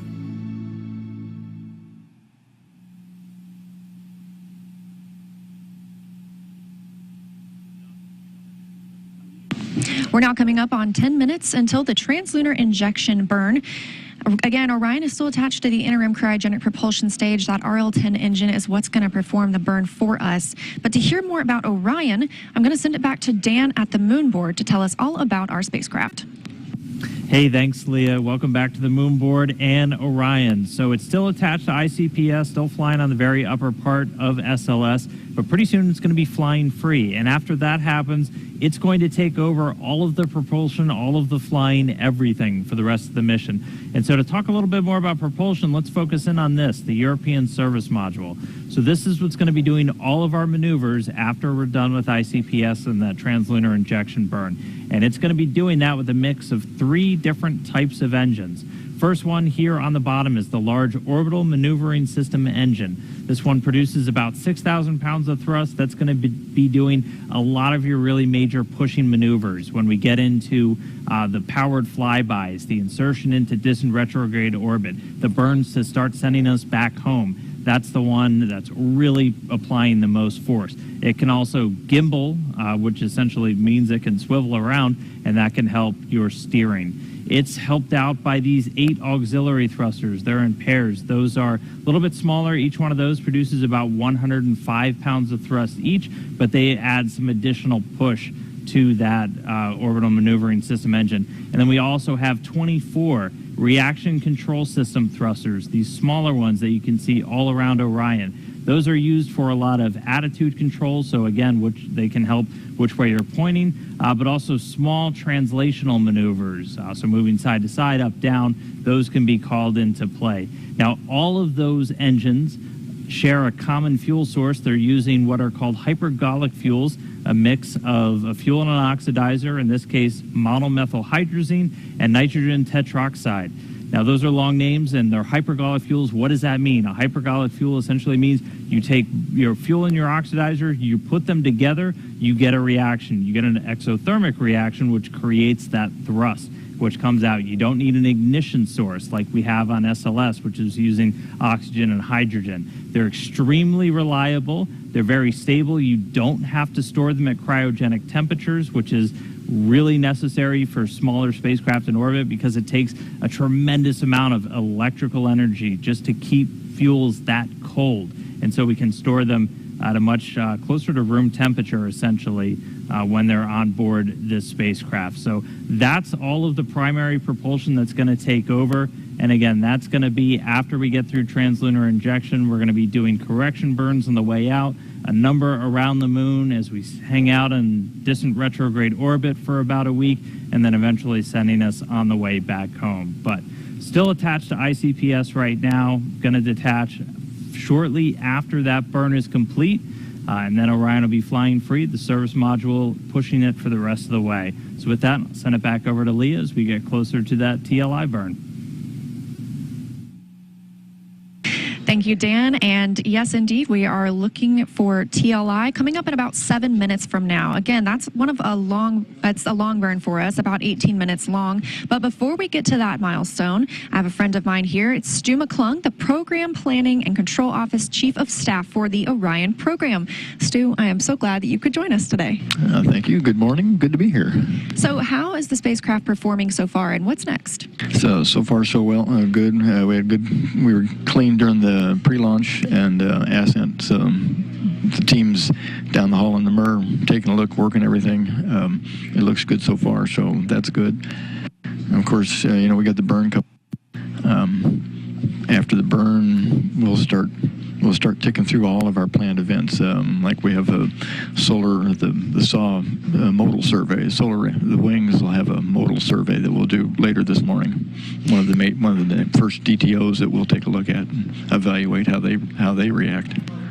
So DTO, designated test objective. What's another one of those that we'll be looking at over the next 26 days? We have probably a good 100 of them. They, culminate from everything from like the modal survey to how the cooling system behaves, common track system. On entry day, one of our major test objectives is looking at how the heat shield and how it handles entry heating. So how does it feel to be here today and see the future of human space exploration unfold? It's great. I was doing my shift in the MER earlier today. Haven't slept. The emotion and the adrenaline's got me going.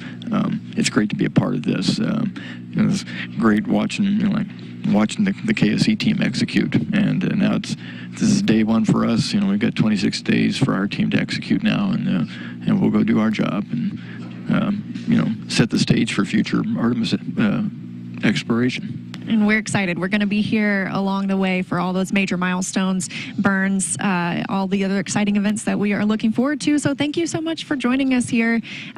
We are really excited. A big congrats to you and your team. Thanks. Let's go have a good burn and let's go to the moon. Let's do it. We are now less than 5 minutes away from the translunar injection burn. Again, this is the burn that's going to send us around the moon, going to commit us to a lunar trajectory. It is approximately an 18-minute burn. It's a firing of that RL-10 engine on the interim cryogenic propulsion stage.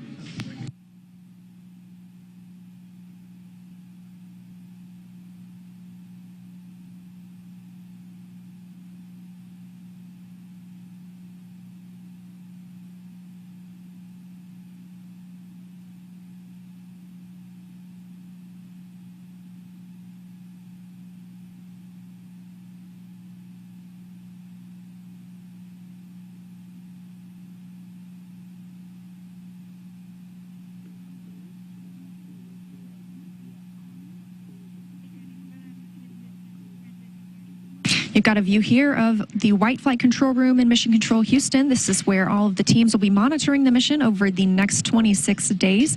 Teams monitored launch tonight. There are, of course, several different shifts that'll be working here.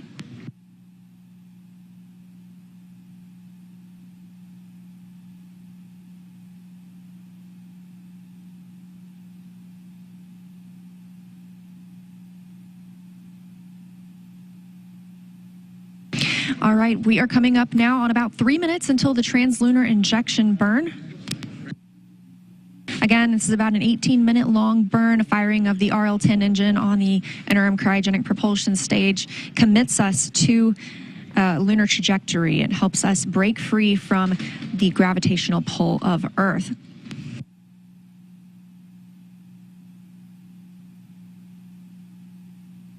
In case you missed it, in June of this year, we launched Capstone, a small satellite launched from New Zealand designed to test a unique lunar orbit for our future space station around the moon called Gateway. And just 2 days ago, Capstone arrived at its intended orbit around the moon. So we're very excited for that milestone. It really helps pave the way for our future Artemis missions.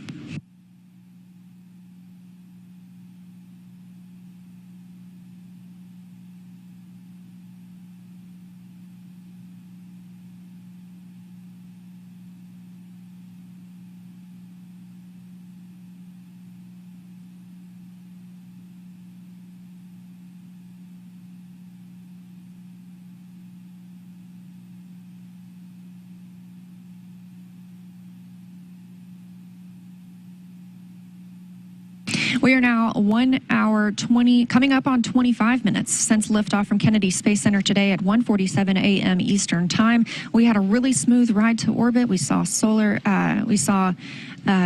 rocket booster jettison as well as launch abort system jettison. Eventually, we had core stage separation, which put us in the configuration that we have now with Orion connected to the interim cryogenic propulsion stage and flying free.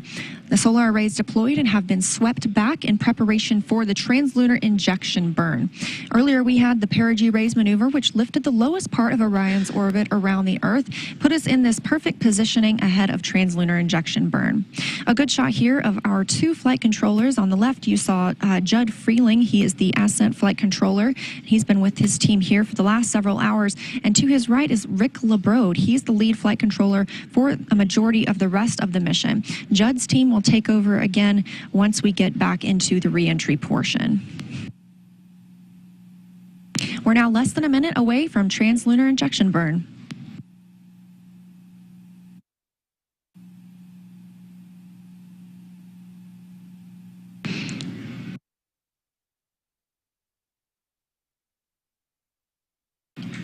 And this is a live view from the spacecraft.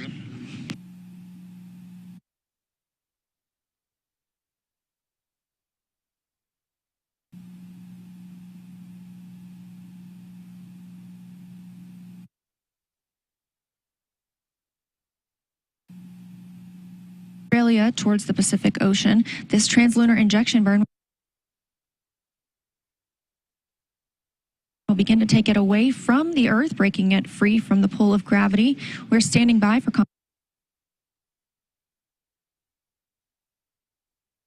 confirmation that the burn has started.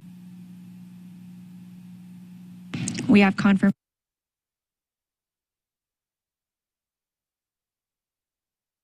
from the booster officer that the translunar injection burn has begun and that we are at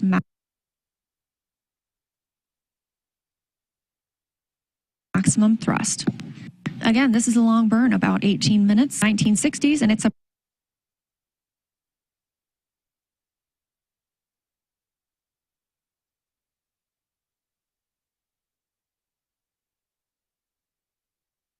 proven reliable engine. This single engine has 25,000 pounds of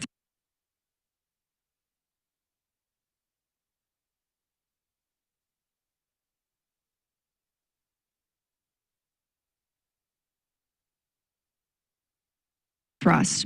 We've already seen the ICPS in action today as it powered the perigee, the sun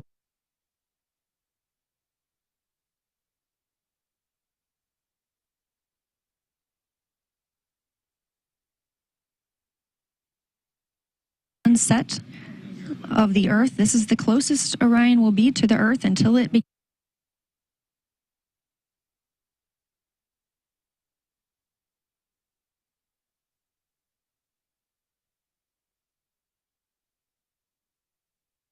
begins its return home from the moon.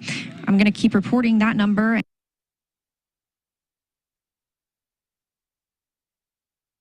And by the end of the gravity, now traveling at 17,000. There are other burns that will take place throughout the mission to direct Orion exactly where we want it to be. Separates will be conducted by using the single main engine.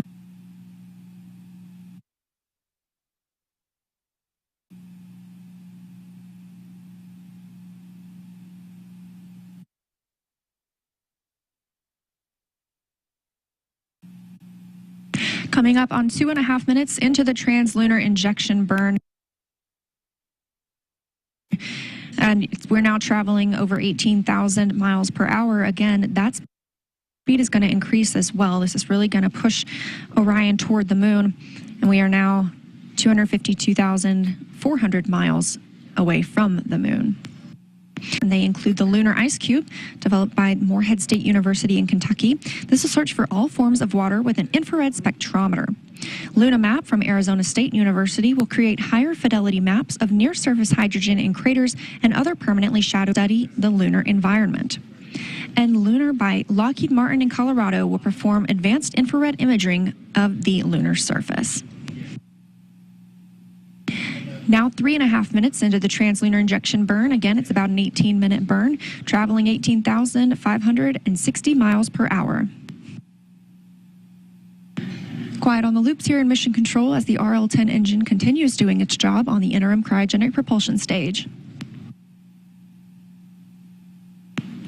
We talked about a few of our CubeSats. We also have one preparing to study an asteroid. The Near-Earth Asteroid Scout, or NEA Scout, by Marshall Space Flight Center in Alabama will travel by solar sail to a near-Earth asteroid to take pictures of and make other characterizations of its surface. There's a CubeSat on board studying Earth called Equuleus by the University of Tokyo, along with JAXA in Japan. Equuleus stands for Equilibrium Lunar Earth .6U spacecraft and will travel to Lagrange Point 2, imaging Earth's plasmasphere for a better understanding of our planet's radiation environment.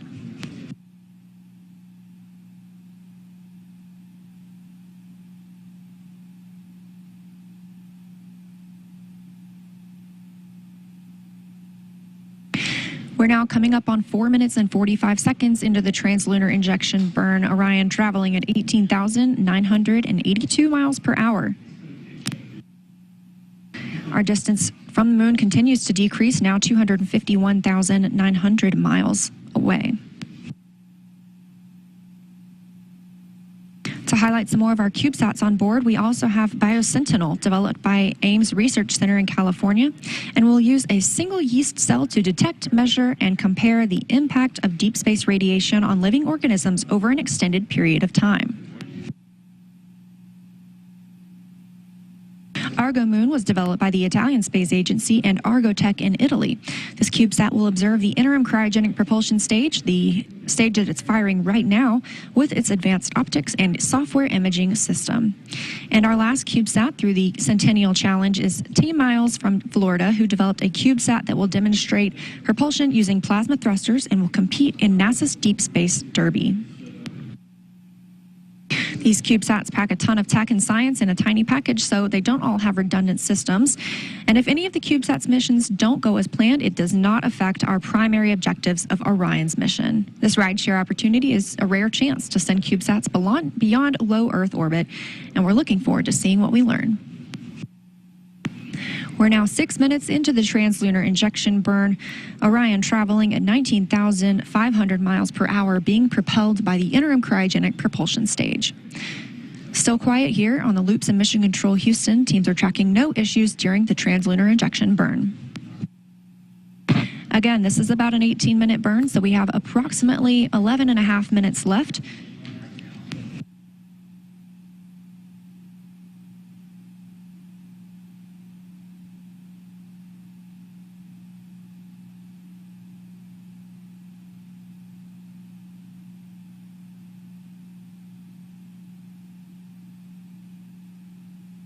It's also been 1 hour and 33 minutes since liftoff today from Kennedy Space Center. That was a 1:47 a.m. Eastern Time launch. A smooth ride uphill, as we heard from Bruce Tiller and Johnny Heflin working with SLS at Marshall Space Flight Center. And this view from Mission Control Houston, teams continuing to monitor the Artemis 1 mission. This is where they will be around the clock for the next 26 days, all the way until we bring Orion home for a safe splashdown. Coming up on 7.5 minutes until into the translunar injection burn, so less than 11 minutes left in the burn. Orion now traveling at almost 20,000 miles per hour, 251,237 miles away from the moon. Again, that number continuing to shrink.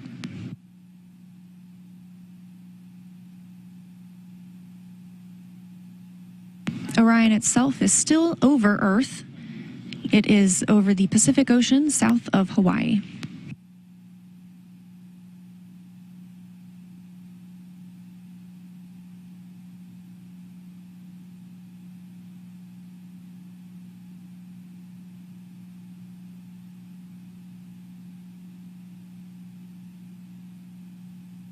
As we've mentioned in today's coverage, multiple countries are represented in Artemis 1 through the SLS Orion and European service module, as well as the payloads riding along.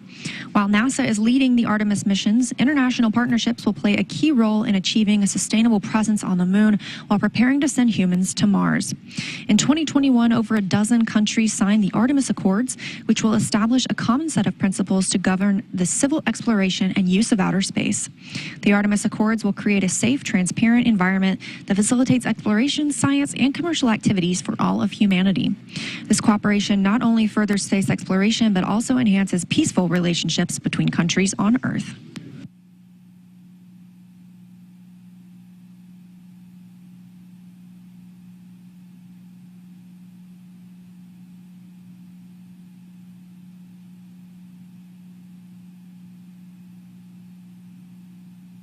We're now over 9 minutes into the translunar injection burn, an 18-minute burn, so we have about 9 minutes left. We're about halfway through. The RL-10 engine continues to fire at maximum thrust. Orion traveling attached to the interim cryogenic propulsion stage, now over 20,600 miles per hour.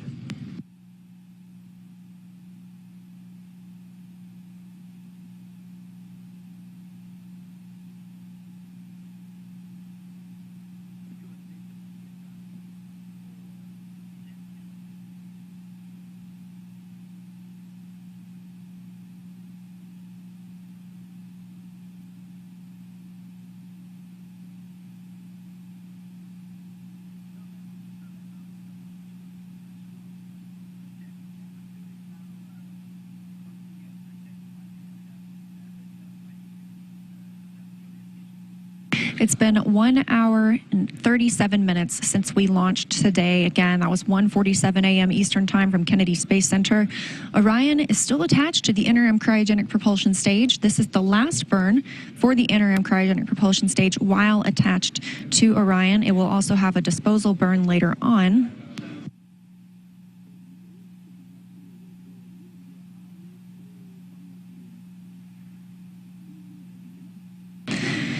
About 10 minutes after we have ICPS cut off, Orion will separate from the interim cryogenic propulsion stage itself, and the capsule will be flying free, still attached to the European service module. We've got about 7 minutes left in the translunar injection burn. Orion traveling now at over 21,000 miles per hour.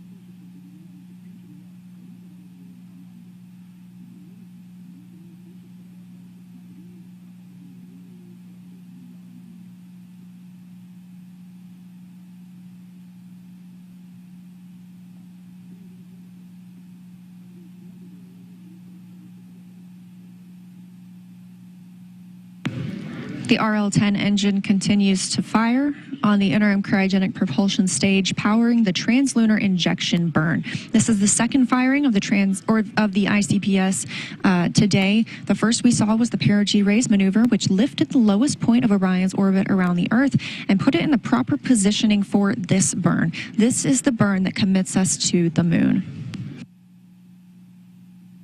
We're now over 12 minutes into this burn. Again, it's about an 18-minute burn, so less than 6 minutes left, and 1 hour, 39 minutes since we launched. Orion and the ICPS now traveling at over 21,400 miles per hour.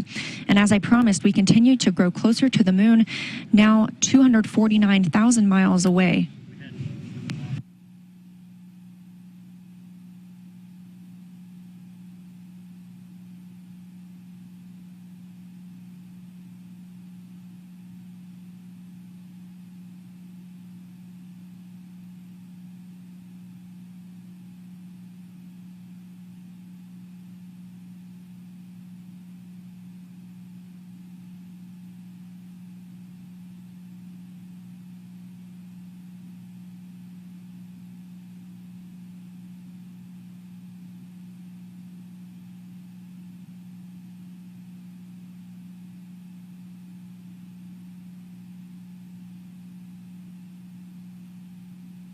Now over 13 minutes into the translunar injection burn, putting us less than 5 minutes away from cutoff. We have had a nominal burn so far. That RL-10 engine continues to fire at maximum thrust, 25,000 pounds of thrust. We're now traveling over 21,730 miles per hour.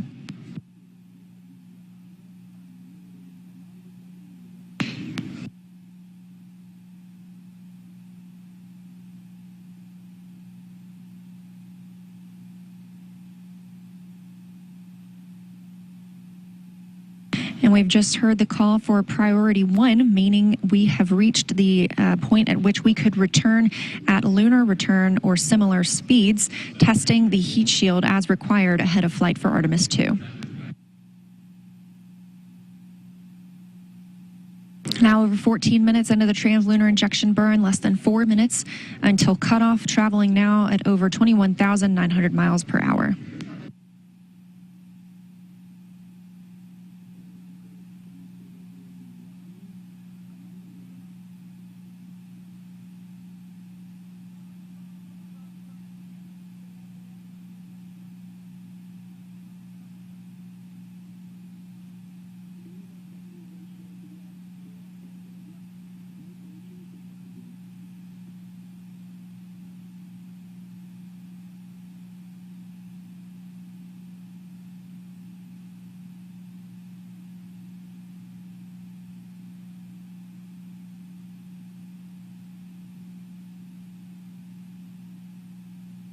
Now less than 3 minutes away from cutoff of the interim cryogenic propulsion stage, and coming up on 1 hour and 42 minutes into the Artemis 1 mission. The RL-10 engine on the interim cryogenic propulsion stage continues to fire as planned at maximum thrust.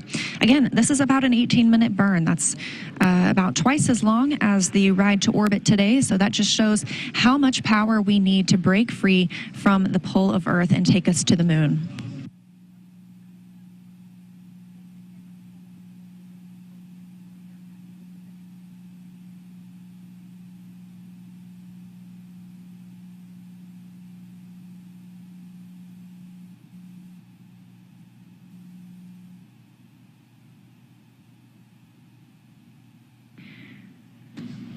"16 minutes now into the translunar injection burn. Orion traveling at over 22,276 miles per hour.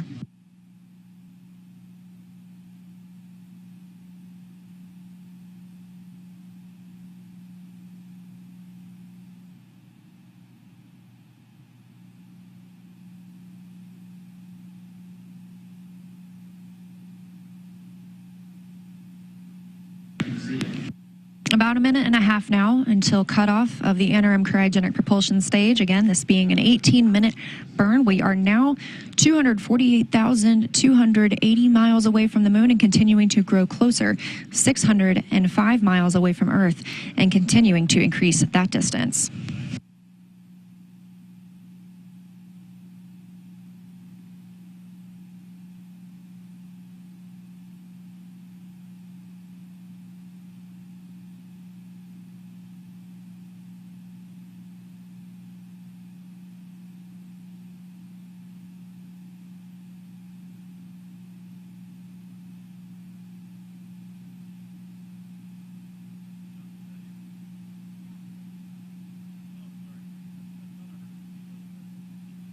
Less than a minute now until cutoff of the ICPS and the end of the translunar injection burn. We've had a good burn all the way through so far. And 1 hour, 44 minutes since launch today.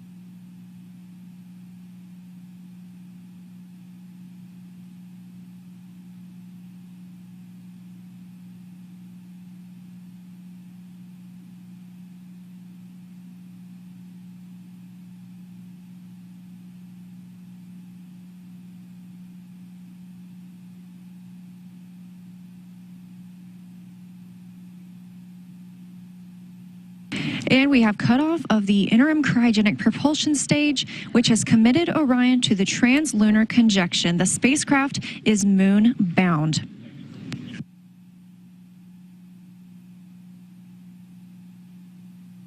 Orion is now traveling at 22,500 miles per hour, 247,450 miles away from Earth.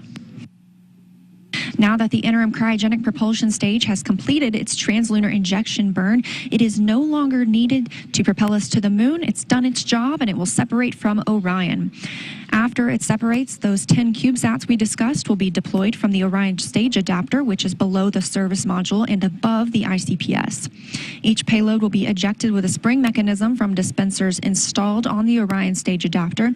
And again, these will help us study the moon and space weather, test innovative propulsion technologies, analyze the effects of radiation on organisms, and provide high-resolution imagery of the Earth and moon. The CubeSat deploys will start just short of about 4 hours after launch. Once those CubeSats are deployed, the ICPS will be on track for disposal in a heliocentric orbit, meaning it will closely circle the sun until destroyed.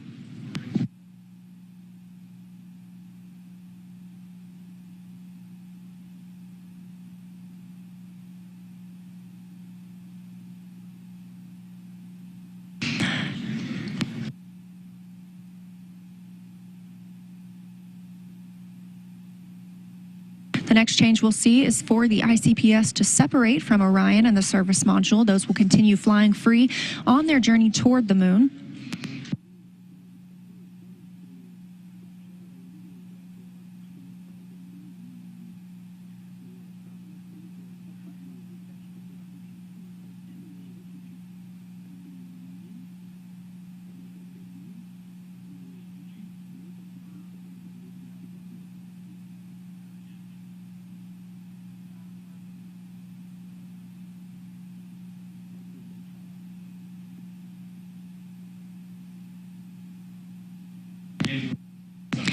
It's now been an hour, 47 minutes, and 30 seconds into the first flight of the Artemis program. Orion now traveling 21,860 miles per hour, 1,129 miles away from Earth.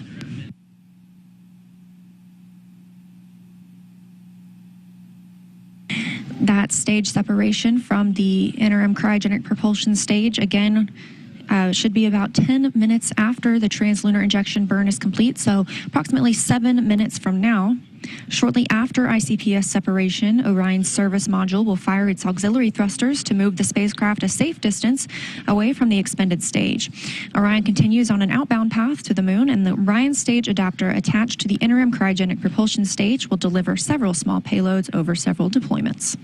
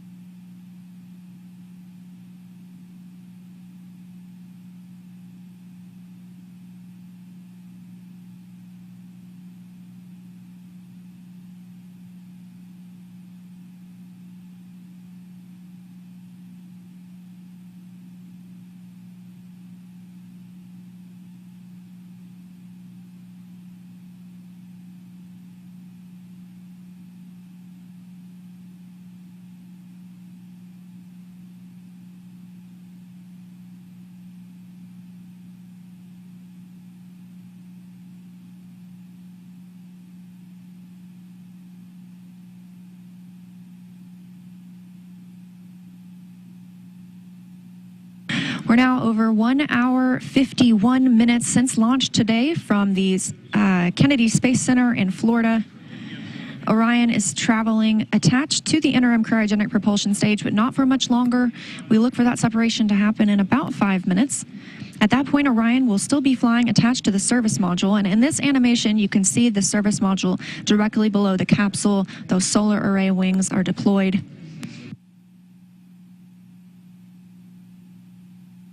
The spacecraft now traveling over 20,570 miles per hour, continuing to increase its distance from Earth, now over 1,780 miles away, continuing to decrease its distance from the Moon, 245,150 miles away.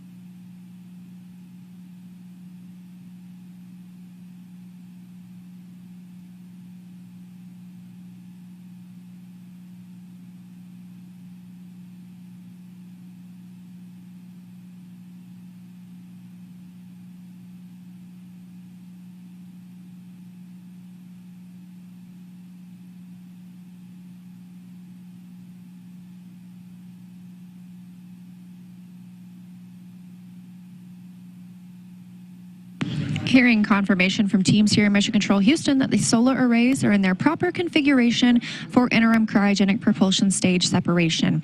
Again, we just saw the translunar injection burn, a successful approximately 18-minute burn that has helped Orion break free from the pull of Earth's gravity and sending us toward the Moon. We're now standing by for separation from that stage now that it has done its job for Orion. However, it still has a job to do. It will help eject some CubeSats that will help us study the Moon, Earth, and the space environment. Orion now traveling at 19,700 miles per hour, 2,270 miles away from Earth. We're expecting that stage separation to happen in about a minute.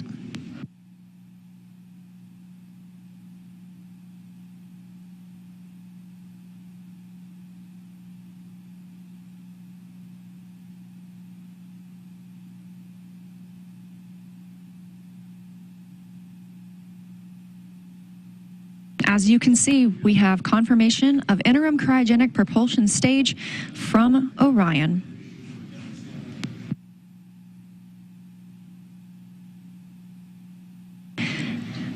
With the Earth in the background and the Moon is our destination, Artemis generation, we are going.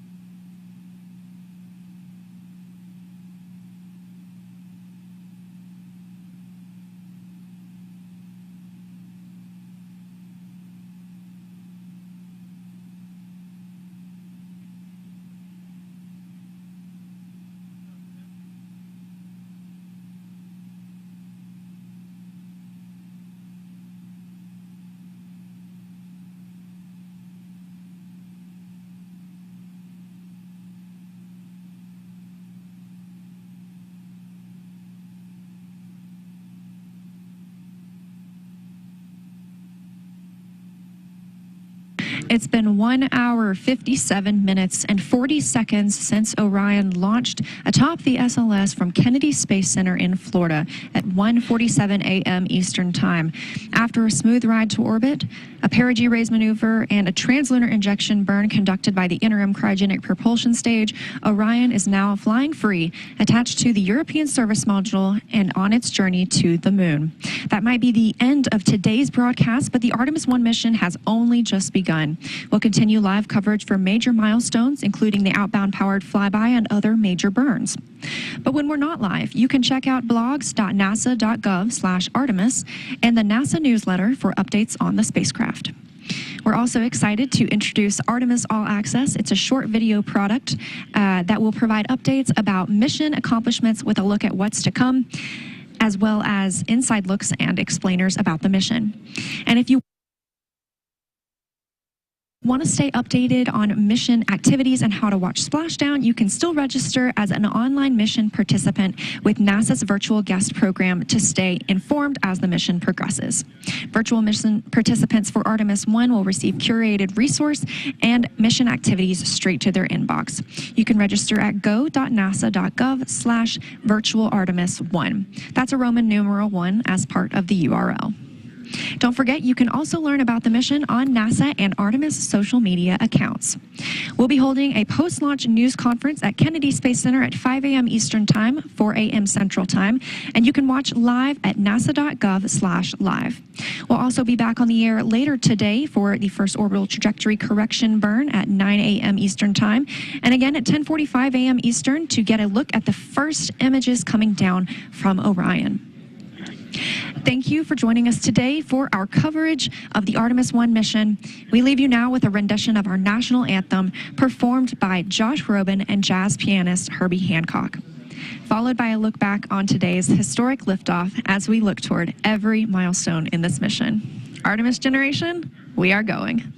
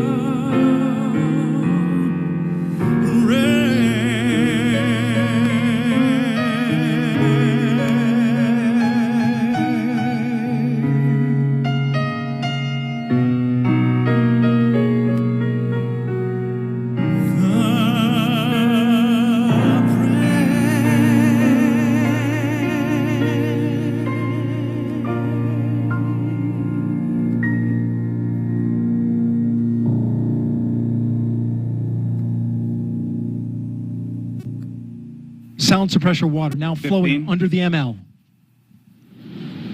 And here we go. 10. Hydrogen burn-off igniters initiated. 7, 6, 5. 4-stage engine start. 3, 2, 1. Boosters in ignition. And liftoff of Artemis 1. We rise together back to the moon and beyond.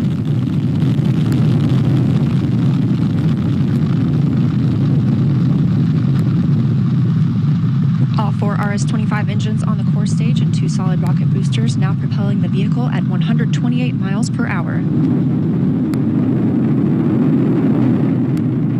Hearing good control on the roll from teams in Mission Control Houston. All good calls so far. Now 30 seconds into the flight of Artemis 1. First milestone will be for the vehicle to pass through max Q at about 1 minute and 9 seconds into launch. This is the greatest period of atmospheric force on the rocket.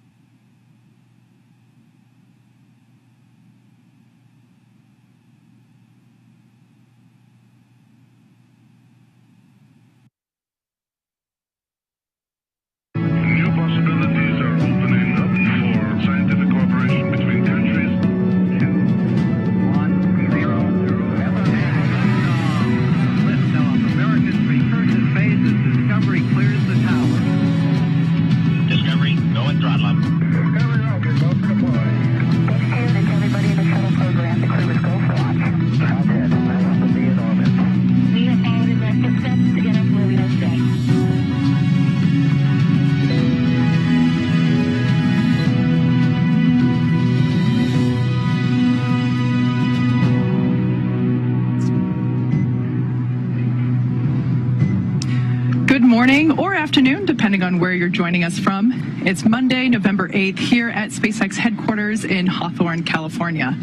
You're looking at a live view of the Dragon Endeavour spacecraft as we await its departure from the International Space Station on its way back to planet Earth. We expect Endeavour to push away from the space station at 11:05 a.m. Pacific or 19:05 GMT with our Crew 2 astronauts, including NASA astronauts Shane Kimbrough and Megan McArthur, JAXA astronaut Aki Hoshide, and ESA astronaut Thomas Pesquet. If you joined us earlier, you'll know that the crew is suited up and the Dragon and station hatches are sealed in preparation for departure. My name is Kate Tice, and I'm a senior certification engineer here at SpaceX. It's a live production morning for us here on this Monday morning, so you might hear some noise as we broadcast, but in any case, I'm very excited to bring you live coverage of Crew Dragon completing its second trip to space with people on board as part of NASA's first official long-duration mission for its commercial crew program. Joining me today from NASA Communications is Gary Jordan. Hey, super good to be here, Kate. Once Dragon departs the station, the crew's flight home is expected to last just a little more than 8 hours. About an hour and a half of that journey will be dedicated to a fly-around maneuver where the Crew 2 astronauts will make a full loop around the station to take photographs of the outside of the orbiting lab. Upon completion of the fly-around, Dragon will use its Draco engines to thrust away from the station in a series of carefully choreographed maneuvers, or 4 departure burns, to increase the distance between the spacecraft and the space station. Dragon will also execute a phasing burn to lower its orbit and line the spacecraft up with its landing location. Next on its trip home is deorbit, entry, and landing, which covers all operations after the final departure maneuver. That includes trunk separation, closure of the nose cone, a deorbit burn, deployment of drogue and main parachutes, and finally, of course, splashdown off the Florida coast, at which point our teams will recover Shane, Megan, Aki, and Thomas. Dragon is targeted to splash down off the coast of Pensacola, Florida, in the Gulf of Mexico tonight at 7:33 p.m. Pacific, 10:33 p.m. Eastern. followed by the crew getting picked up at sea by one of SpaceX's recovery vessels. Today on board the space station is the Expedition 66 crew, led by Roscosmos cosmonaut Anton Shkaplerov, who just took over as station commander from Tomas Pesqueyev Isa, now on board the Crew Dragon Endeavour. As a reminder, just like its approach to the International Space Station, Dragon's departure and deorbit, including the fly-around, is designed to be fully autonomous, requiring no action from the crew on board. NASA astronaut Mark Vande Hei will be watching the undocking and departure from the cupola, but the prime departure monitoring role falls on Shane Kimbrough and Megan MacArthur from inside the Dragon. Mission controls in Houston and in Hawthorne will back them up. So now let's go over to Shaniqua Vereen at the Johnson Space Center to talk a little bit about how the station crew has been preparing to send this crew home and what we can expect to hear from Dragon as it departs from the station. Shaniqua. Thanks, Gary. It's been a busy week during our indirect handover. Over the last several days, the astronauts worked to pack Dragon full of cargo for the return journey home. Along with our crew, Dragon will return more than 240 kilograms or 530 pounds of cargo back to Earth. The cargo includes some samples for continuing human research, some hardware, and some other items. All of this cargo will get offloaded after we get the crew out following splashdown, and the scientific samples will be sent to researchers for final analysis. The crew also took some time to get their SpaceX suits unpacked and ready for the journey, with Aki and Tomas suiting up inside the station prior to making their way into Dragon. Since getting the hatches closed, Shane Kimbrough and Megan MacArthur also suited up, with all 4 astronauts now in their seats and standing by for undocking. We've got a final go-no-go poll coming up in a few minutes where the joint SpaceX and NASA teams make their final call for Dragon to depart station. This is one of many checkpoints in the return that will continue all the way up until